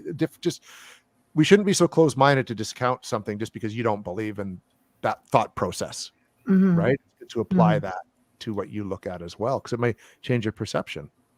Well, I agree. And I think researchers, people who are in the field, I mean, I can only use myself as an example, but, I came from an experience that stayed with me for a long time, and it was on, they asked me to do it on, what the heck was the name of the show? I should know it. My Paranormal Nightmare. Yeah, that one. So, but it was the first time I ever told a story, my personal story. I've touched on it at interviews and such.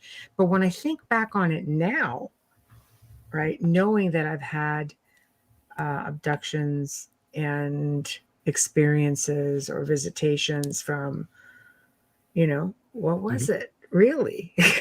Yeah. Like, but when you're having it and you're a kid, and as a paranormal researcher, I think we're fixated on the paranormal.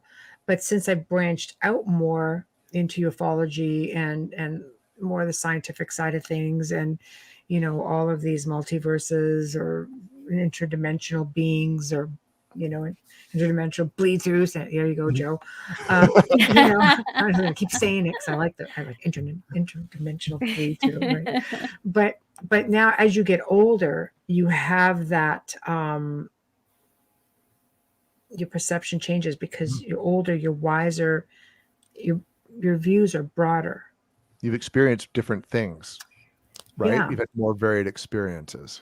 Oh yeah, because I still have ET experiences. So Yeah. so for But me now, I'm different like, different life shoot. experiences will help you open your mind to different things that you see, even if it's not It a does. spiritual experience or paranormal. You meet different people, you hear their stories, and it kind of just creates a different mindset, I think, which opens your mind up a It bit. does, but it also makes you realize that maybe, just maybe, because as an adult, that I still have these experiences, I'm going, wait a minute, maybe this is what it was all along. Mhm. Do we have to do a station ID? It's the cup. sign of the All times. right, The sign of the all right. times. That's why I don't cut anyone off, right? I'm Italian. We cut everybody off. But anyways, tonight you are listening to The Outer Realm with Michelle Desrochers and myself, Amelia Pisano, and welcoming back our amazing guest, Jason Hewlett. So we can't get enough of him. We'll be bringing him back on again. We are live from the beautiful city of New Orleans on 105.3 FM, either on your drive home or in your living room, streaming for you on UFO Paranormal Radio and International Public Radio, as well as UFO Gods and Extraterrestrials. Joe, I Hate You. And tonight, there's too many of them. I thought And that was a good name. Just saying. Right? Like, really, add a few more words to that title. Tonight and every night, we have a new sponsor, Dr. Snick, the sonic surgeon, Justin Snicker, whom does all of our music, our intro and our outro, and it's his voice that you're hearing. He is phenomenal. He is award-winning. If you Google him, you will find him on several platforms, including Amazon, and you can contact him and search him on Facebook at Dr. Snick, where you can purchase his music just in time for Halloween. Ooh. Also, our sponsor every Wednesday and Thursday evening. We love these guys, at the great people at Folgers Coffee. Thank you so much for your support. No one loves you more than Michelle and I. Thank you. Yes. It's true. Yes. All right. Business is done. Okay. Yeah. So perception. Do you think a lot of now these people who contributed to your last book are like, yeah, now it's leaning to the fact that it was this and this, but I think it's these hardcore experiences that put you in the field. You're either going to go one way or you're going to go the other. It's going to terrify you enough to just back away from it, or it's going to leave you wanting to know more. Yeah. Everyone that we talked to in the book, too, none of the, even though they might have had a frightening first encounter or two, and I know I even had mine, and I'm sure we all did when we didn't really get it, but it once you get past that fear, like each one of them wanted to know more, and that's where we are too. Like, I want to know more, right? That's just like, as all of us here in this room, well, we're not in the same room, but like we kind of are. We kind of are. Room, our right? virtual table. We're in the StreamYard room. That's right. It makes you want to know in the more. same country. Yeah, That's different. No, I agree with you. I think with technology and people you know, all these shows out there. I mean, let's face it, television is what it is. You Mhm. know, it wants to instill fear. I can answer something, you know, give you 5 different answers to one question. Always comes out the same in the end. It's a demon, right? It's always every Well, time. there's a reason why they tell you to answer that 5 different ways. I know. It's just like, well, what about the other 4 answers I gave you? They don't You know, they care. don't seem to count. No. No, So it's got to be the one that works with the editor. Yeah, I and know. plays really good on television for the Exactly, commercial break, right? Yeah, exactly. you just but like I always say whenever we discuss this, it's entertainment first, and you have to realize that, and then you can watch that with a whole different, mindset and perception. Remember, entertainment. It is, Yeah. and it's what was it even when I was interviewing Paul Bradford, and he's someone that's done it on both sides. He's been an investigator. And he's also been on Ghost Hunters International, right? Oh wow, yeah. And he was his whole thing is like, he liked to do the debunking. Yeah. He loved that part, but it never made it into the show because the majority of people who watch ghost television, they don't want the debunking. They just want to see ghosts. So it's a very small audience that actually wants But the Ghost truth Hunters behind was it. known for their debunking. Not That It was was anymore. first, but it's Not the more new one. popular. not the new one, right? The old one, Not yeah. the new Right, one, so- Ghost Nation. Right. Oh God, They- no. There's a demon in every location. Are you kidding me? I'm just so shocked. I don't even, and I love those guys. I love them. I started watching them from inception and I thought they were just incredible. But lately I've caught a few clips and I was very surprised at how far they have come from their original concept. And I think It's that's a little just the disappointing. competition, right? But It's there's so many disappointing shows out though. now. But The but travel The channels don't gimmick is travel. the formula is always the same, and it's what they want. They want the scare factor. I get it. That's all people want is to see the ghosts and get scared while watching an alleged reality show, right? Like, that's Right. I what it know. is. I'm more concerned about my credibility and my integrity.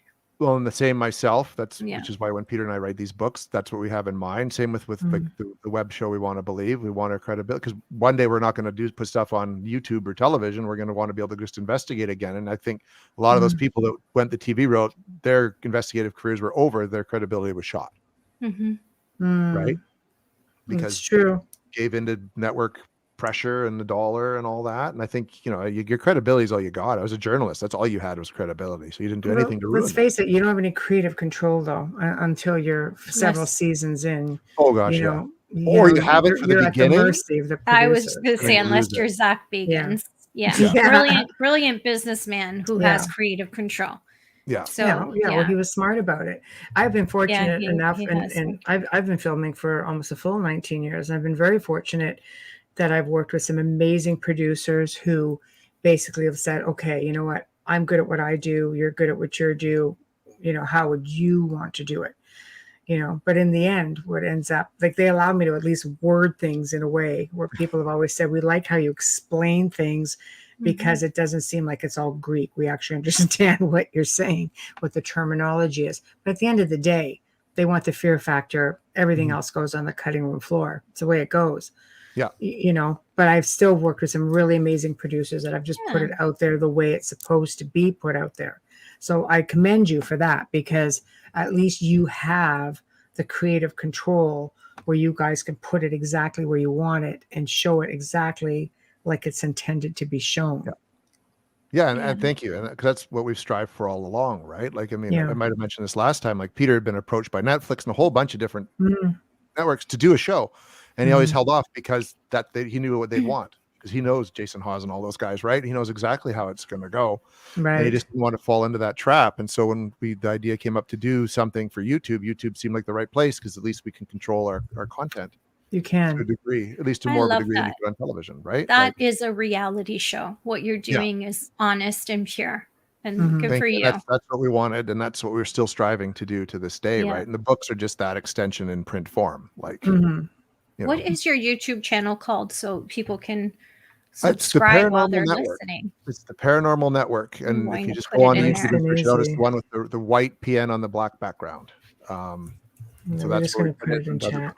other Yeah. programming as well. It'll go across. We're actually streaming across 8 different platforms simultaneously right now, which is Beautiful. great. So she'll type it in and it'll go into all 8 platforms. Yeah, if she can get it to type in. Yeah. Like my mouse moves, like my keyboard moves slower than the stupid thing on here, but I will get this up. So Well, I that know it this goes was on all of them. just between all the different streams on these 8, there's probably about 50, 60,000 members, maybe more, between them all. So that doesn't count who's listening in, which are in like more like the millions. It's no pressure. But And it's the paranormal Paranormal Network. There we Paranormal go. Network. I love that. Nice and There we go. So White what are you kid. guys looking to do next? Well, we're contracted with Beyond the Fray Publishing to do one more book for sure.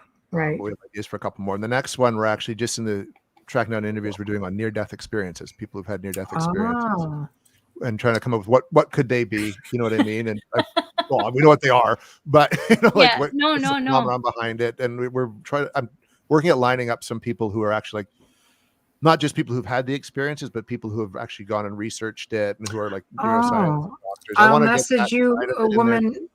I'll message a woman who's on our show. She's like 80 years old. She has studied near-death experiences. She's out your neck of the woods in BC. Oh, really? And she's an authority on it. Super woman. That would be awesome. She's incredible. She's a complete go-to person on this. She's been doing this for decades. You might be able to meet with her in person. That would be great. Yeah, she's out in BC. You should send Jason the link for that show so that you can hear her speak. No, she's wonderful. Before you connect with her. Yeah. Yeah, I'll definitely connect you. She's very, very eloquent in her speaking. She's very, very knowledgeable. Definitely. And like I said, she's out your area. Oh, that's beautiful. Thank you, because that'd be fantastic. Because we're just on that stage of putting together the interviewees right now. Yeah. Hopefully get all that done by Christmas, and I can write like mad. January, February, oh no, I will definitely connect you. That seems to be a thing right now. I've actually been approached by 2 producers for a show on near-death experiences. There you go. I think it's on. Well, there's that Surviving Death on Netflix that came out late last year, and that could be what's consciousness, right? Like I think that really, which it was a very good show. I did see it. Yeah, that could be what's generating.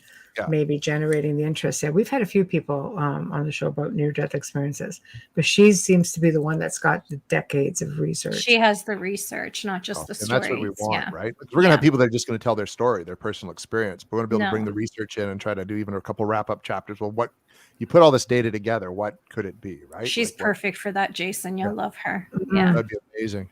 She's just in the 2 hours she was on the show, it was like flipping through an encyclopedia. I was just she's done the show twice. shocked. Yeah, we were both like, yeah, I know.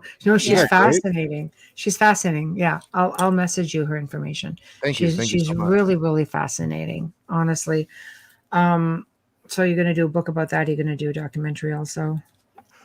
It might become part of the series as well, like the YouTube series. We'll sort of see what happens with that. Like we have, now that we're back out, like I said, we visited some great, like Barkerville, which is a great location. We've done one at a local theater here, which has its ghosts, and every theater has a ghost story, right? So we kind of course. I've investigated some. Yeah. Oh yeah, and it's amazing. We went and saw Mandy, which is a haunted doll up in the interior here. They brought her on Montel Williams, Mandy the haunted doll. She's like Canada's Annabelle. There's nothing wiggier than a dang haunted doll. Just like a little person. Not all creepy. This one's creepy. What does she look like? I don't find them creepy. So for me, I don't like haunted dolls. I've met Annabelle. Okay. That's right. See, wiggy little thing that she is. Yeah, and you have a Raggedy Ann doll in your bathroom. She's definitely like, Raggedy Ann. I can get this on this. Everybody loves Raggedy Ann, right? Oh, so she is pretty cute. She is pretty cute. Yeah. Oh, I'd hold her. So what does she do? Well, apparently you can't take a picture of her for one, and I just did. So, but people have been around her. That with all of us. Just shared it with all. Is it like Final Destination? We're all gonna go. That's awesome. Been bad luck. Like people have had Jason. Bad experiences after it. You know what I mean? So it hasn't been a tough week at all. No. I know. People who've been around, they're like paranormal investigators have gone to the museum and they get weird vibes. And so we were there. I'm not going to ruin it, but it was just, we didn't buy into the Mandy story by the time we were done kind of thing. It was just like, well, if she wasn't performing the day we were there, maybe. I don't know. So, Right. but just Right. stuff like that. And we want to get back out and do more Bigfoot hunts. We want to bring in the UFO side of things. Now that we can travel more, we want to get out to Eastern Canada because there's some Right. amazing locations. You get down to the States now There that open the are. borders. Like, Yeah. I just Eastern subscribed. Canada is like really, it's really loaded with stuff. it's loaded. Like almost every town out east has its ghost story or When its you legend. go out there, let me know. I know people out there Yeah. I can't who wait to research watch and all such of who could these. connect with you. Yeah. Seriously. What now? Oh, I just subscribed to Jason's network, and I am just like, I know what I'm doing after the show. Just There we go. Awesome. Wow. Ooh, We that try to have looks a whole really variety good. of stuff on the channel too. UFO shows, cryptid You're shows, just like Bigfoot shows, cryptid shows, huge legends. talented person. No, I Thank mean you. I'm looking forward to that, and oh my Bubbles gosh, can't has wait. Something insomnia, new. so she's up all freaking night. So she Yeah. Believe me, These I might have. take even longer, I've You gotta streamed watch this. everything on every flippin' streaming site at least 3 times since the lockdown, the first lockdown. I'm like, really? Nothing could be worse for me than being locked down because Being trapped at you home. can't in the winter. Yeah, in the summer, no, I have a pool. I'm good with it. But in the I have winter, no time for television. Once in a while, I can watch. yeah, but television. when I just you're work, up work, and work, you're work. only sleeping 3 hours a day, you have to find. I need, because of my abilities, I need white noise. I can't just lie there trying to fall asleep, You or hear that, everything's going to Jason? come You're going to talk be to me. white noise. I know, but you know So what? that's it, yeah. I put it on YouTube. I put it on the rain things. I do all of that. I've even put it full blast surround sound in my room on meditation, and I'm still like, I go, this Wide isn't awake. working. Yeah, it's I've not struggled with working. that for years myself. It's only recently, like I've Did started you? doing like magnesium because it just relaxes your muscles more than anything. I'm on all kinds of drugs and nothing's happening. CBD does honestly, that for me. Just saying. whiskey. Whiskey's That good. I have At 10 done. o'clock at night, and then when it's really bad, after like bad insomnia, I will, because it's legal up here. I will smoke pot, and it does just. Yeah, It's so I say legal here CBD too. Good. for me. Yeah, it does it. That's about as far as it goes for me. Everything down. It does. I could put 1.5 milligrams of CBD oil, and it's not THC, under my tongue, and I will still be wide awake. I'm on sleeping pills. I can take Ativan. I have high anxiety. I have panic disorder. So all of that's part of it. Just part of my life. So Yeah. you get used to it. I You get do, a and lot you of get stuff function on done. less sleep. You get good at functioning on less sleep, right? I've had the same thing, and I'm Okay, there finished you my go, Christmas guys. shopping. Figure that one out. Sleep with your It's not hand even- out the window. I'd like to see that. That would be about a nice As ET 10-foot drags you drop. out. That would be a nice 10-foot drop for me. I'm far from, my bed is in my windows, and if I put my arm out, I'd be off the bed. I'd just be standing. But Just roll over. Yeah. Around. no, nothing works. I think a lot of it is just part of what I'm learning and growing with my abilities right now, and I'm hoping that it'll pass. I didn't always have it. It's just been the last year. once So. the situation went the way it did, and if you're starting to open your mind up more to things and your feelings, right, it's learning how to turn off the switch at certain times. Absolutely. Do you Absolutely. think that's happened during this pandemic? Do you think people are more open, or I think everybody's angrier. So Everybody is way more pissed off. Yeah. I think that's what, even up here in Canada, everyone is just in a Right? hurry, and they're mad, and they're being rude to each other and losing their minds at each other. I think though it has created a desire to know more. I yeah. think a lot more people have become more spiritual. There were more people were at home, so they had more experiences in their homes, like hauntings. People saw more Yes. UFOs. They're That stopped. would be true. Yeah. Noticed there. more. So I Yeah. think there's that happening as well, and I think people have realized, like, we got rocked as a species, right? Yeah. We did, and so they start looking for, is there more to this world than just our day-to-day lives? And I think that can make people pause. Yes, No, I but being agree. a Canadian, and the last time I heard "I'm sorry" came out of my mouth. So I'm just like, wow, everybody's so angry, and I'm almost afraid to drive because they're taking that anger out on the road with them. And Tell it's me just, about it. oh my Everywhere. gosh, you I'm know. like, get out of the freaking left lane. It's a passing lane. I'm Move a it. I'm I terrible on the I roads. used to be Oh, like that a long time ago, but no, no now used it's to. just like, yeah, sure, go in. You paid your taxes this month. Of course, I'll let you in with like 3 inches I left have to before you play hit my bumper. chanting. I have to play monk chanting. Oh, I really do. She'll I get really uptight, but do. that's because you're Yeah, always on the highway. That's why. always. Highway driving's a whole other ball game. It's not I like do. city driving. When you're on the highway, you want to kill people. Yeah, sure. What's your question? Love and Life, Nice, Lisa. I Lisa. like Nice that. cool. name, It's very cool. Yeah. right? What is your question? You're already positive. Yeah, how about aromatherapy? Done that too, Dave. Thank you. You should see all my bottles from doTERRA. Just saying, No, for sure. lavender, peppermint, oregano under my tongue, over it. I mean, it's, yeah. Oregano. Oregano oil is nasty. Horrible. It No, tastes. it It is. tastes nothing like that stuff on my pizza. Just saying. No, promote like stuff It's on like, the pizza. are you sure you're supposed to put this there? It's like, what's Wrong. Thank you, Dave. You know what does work? About 6 bags of chamomile tea in a 6-ounce cup. Like, just really, really make it strong, and it assists the drug that's supposed to put me to sleep. Do you want to know what I read recently might work for both of you since you both suffer from insomnia? Yeah. If you take a banana, leave the peel on, just really wash it, cut the ends off, and boil it in water. And then take that water and put it in a cup, and it acts like a tea. It has to be hot. Apparently, there's properties in there that will help to relax your muscles. So it's a muscle relaxer, and it will help you sleep. You know, I Dave, read that recently made a on some point. health site, and I was just like, I'll take your banana and I'll give it back to you because I don't like bananas. Dave Petrella has a good point, and I'm going to try this tonight, Dave, I because use Michelle has said this to me. yes, Yeah, there are it's true. specific healing frequency tracks too, just above meditation music. I will try that. I even have singing bowls. It's what I started doing was I started walking more on the treadmill just to try and burn some of that adrenaline. So I'm hoping that works because anxiety levels get higher in the fall. And I think also, like I said earlier, I lost my dad last November. His year anniversary is coming up. I feel like I'll be a little bit in a better place in January. There's still so much going on, right? I know that.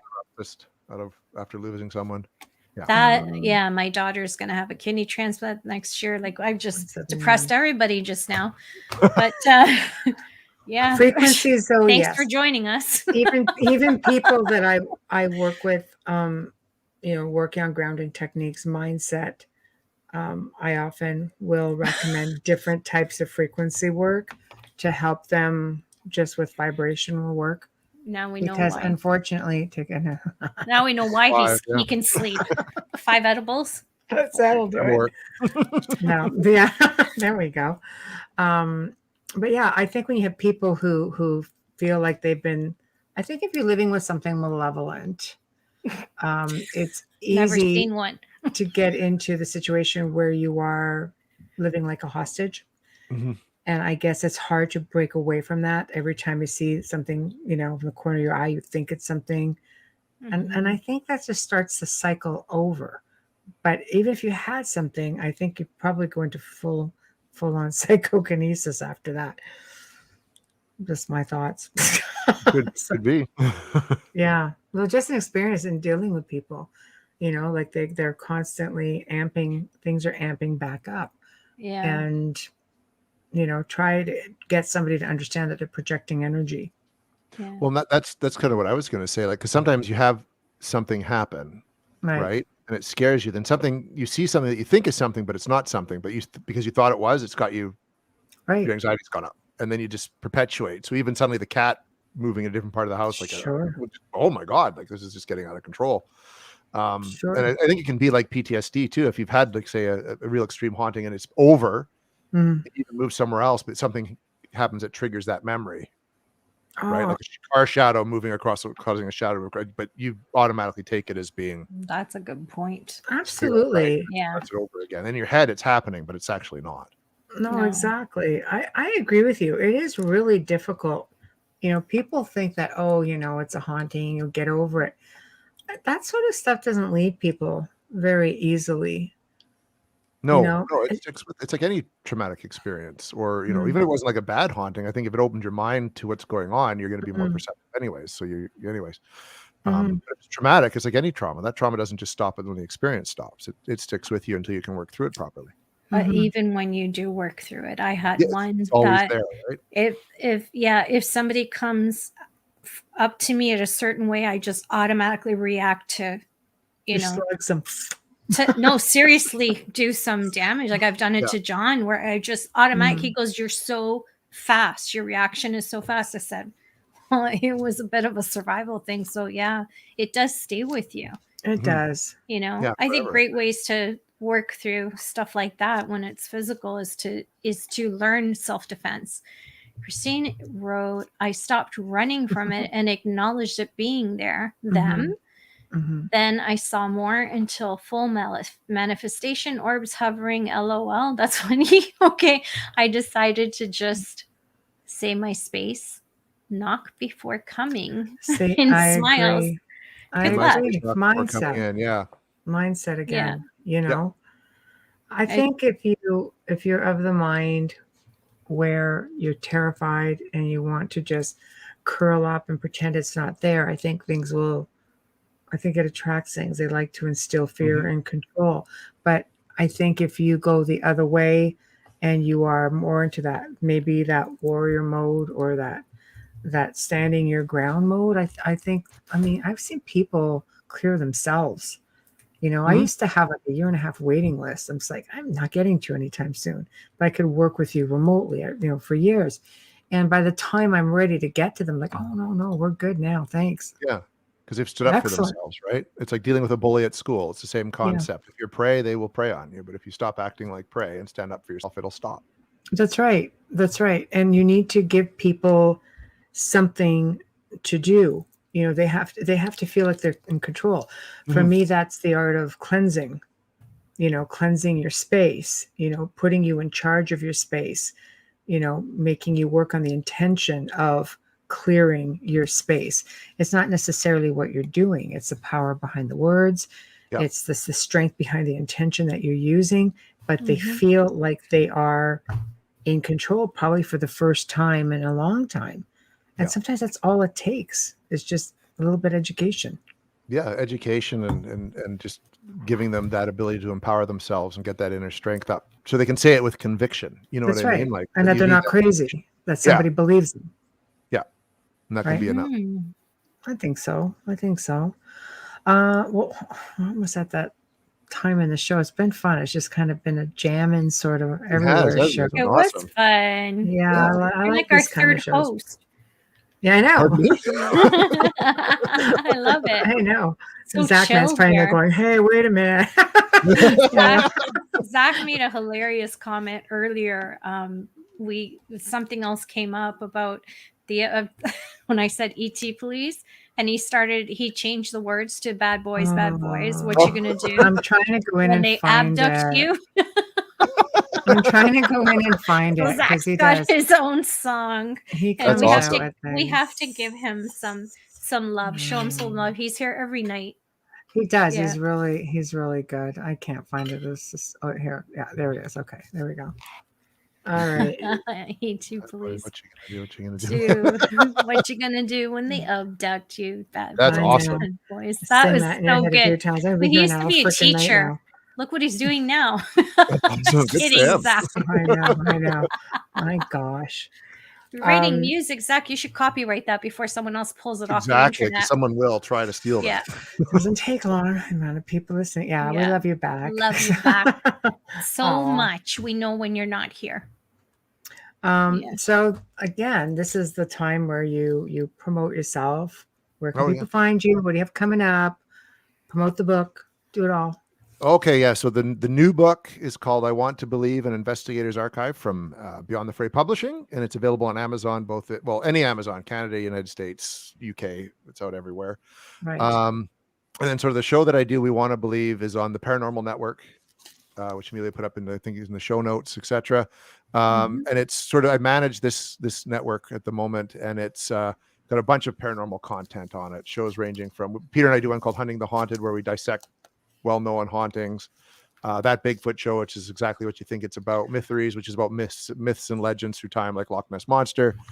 The UFO show, which is the latest UFO news, UFO incidents, where we go into the big UFO incidents of the past. Just put out one on the Flatwoods Monster. So it's that kind of a show. It's dedicated. It's people who love the paranormal putting together YouTube content about that. I'll definitely subscribe and really enjoy it and have fun with it. So I'm as for me, I'm on Instagram, jhewlett72, and you can find me on Facebook, Jason Hewlett. And it's been great to be back on again. Thank you so much. Oh, thank you. We'll do it again. We'll do it again. Fair warning. Absolutely. I'm all down for that.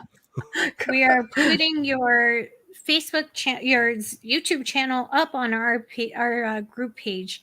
I can't talk. I need something to drink, people. Like, I mean something to drink. Preferably something strong, I'm thinking. So. Oh my God. I'm thinking cognac right now. I'm not thinking anything light. And yeah. Crevassier, if you'd like to sponsor us, there's still room. Crevassier, Couvassoir, however you say it, that stuff is damn good.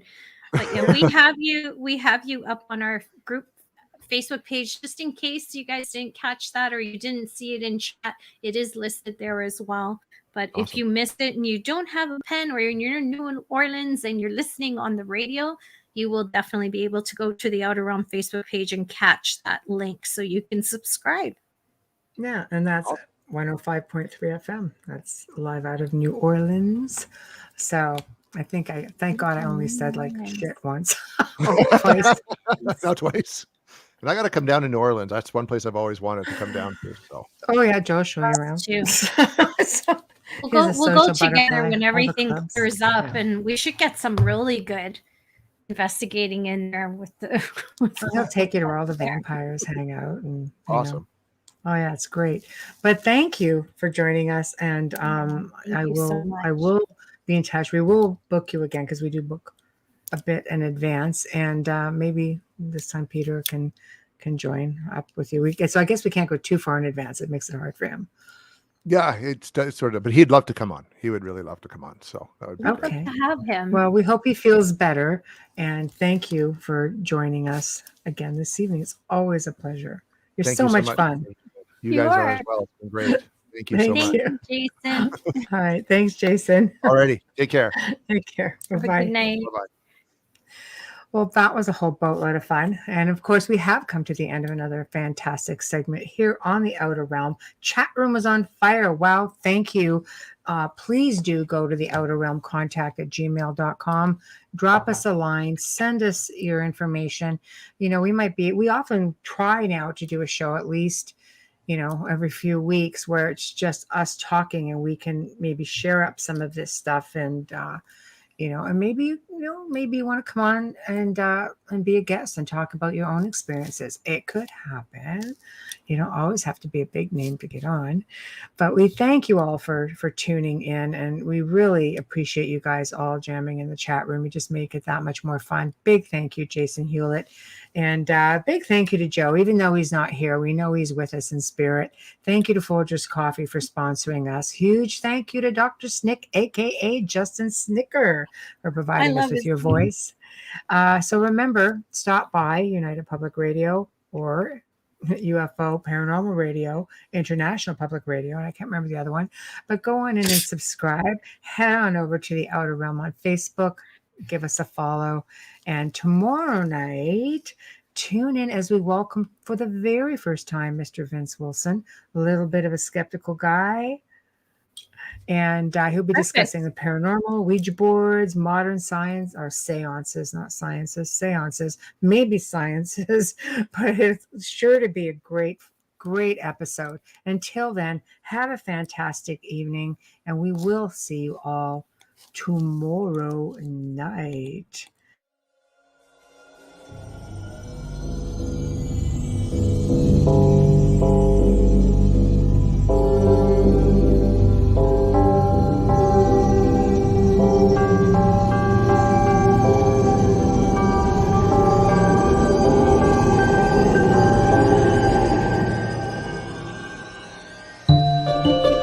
You have been listening to The Outer Realm with Michelle Desrochers and Amelia Pisano, airing live every Wednesday and Thursday evening, 9 to 11 p.m. Eastern, 8 to 10 p.m. Central, on the United Public Radio Network, 105.3 FM in New Orleans.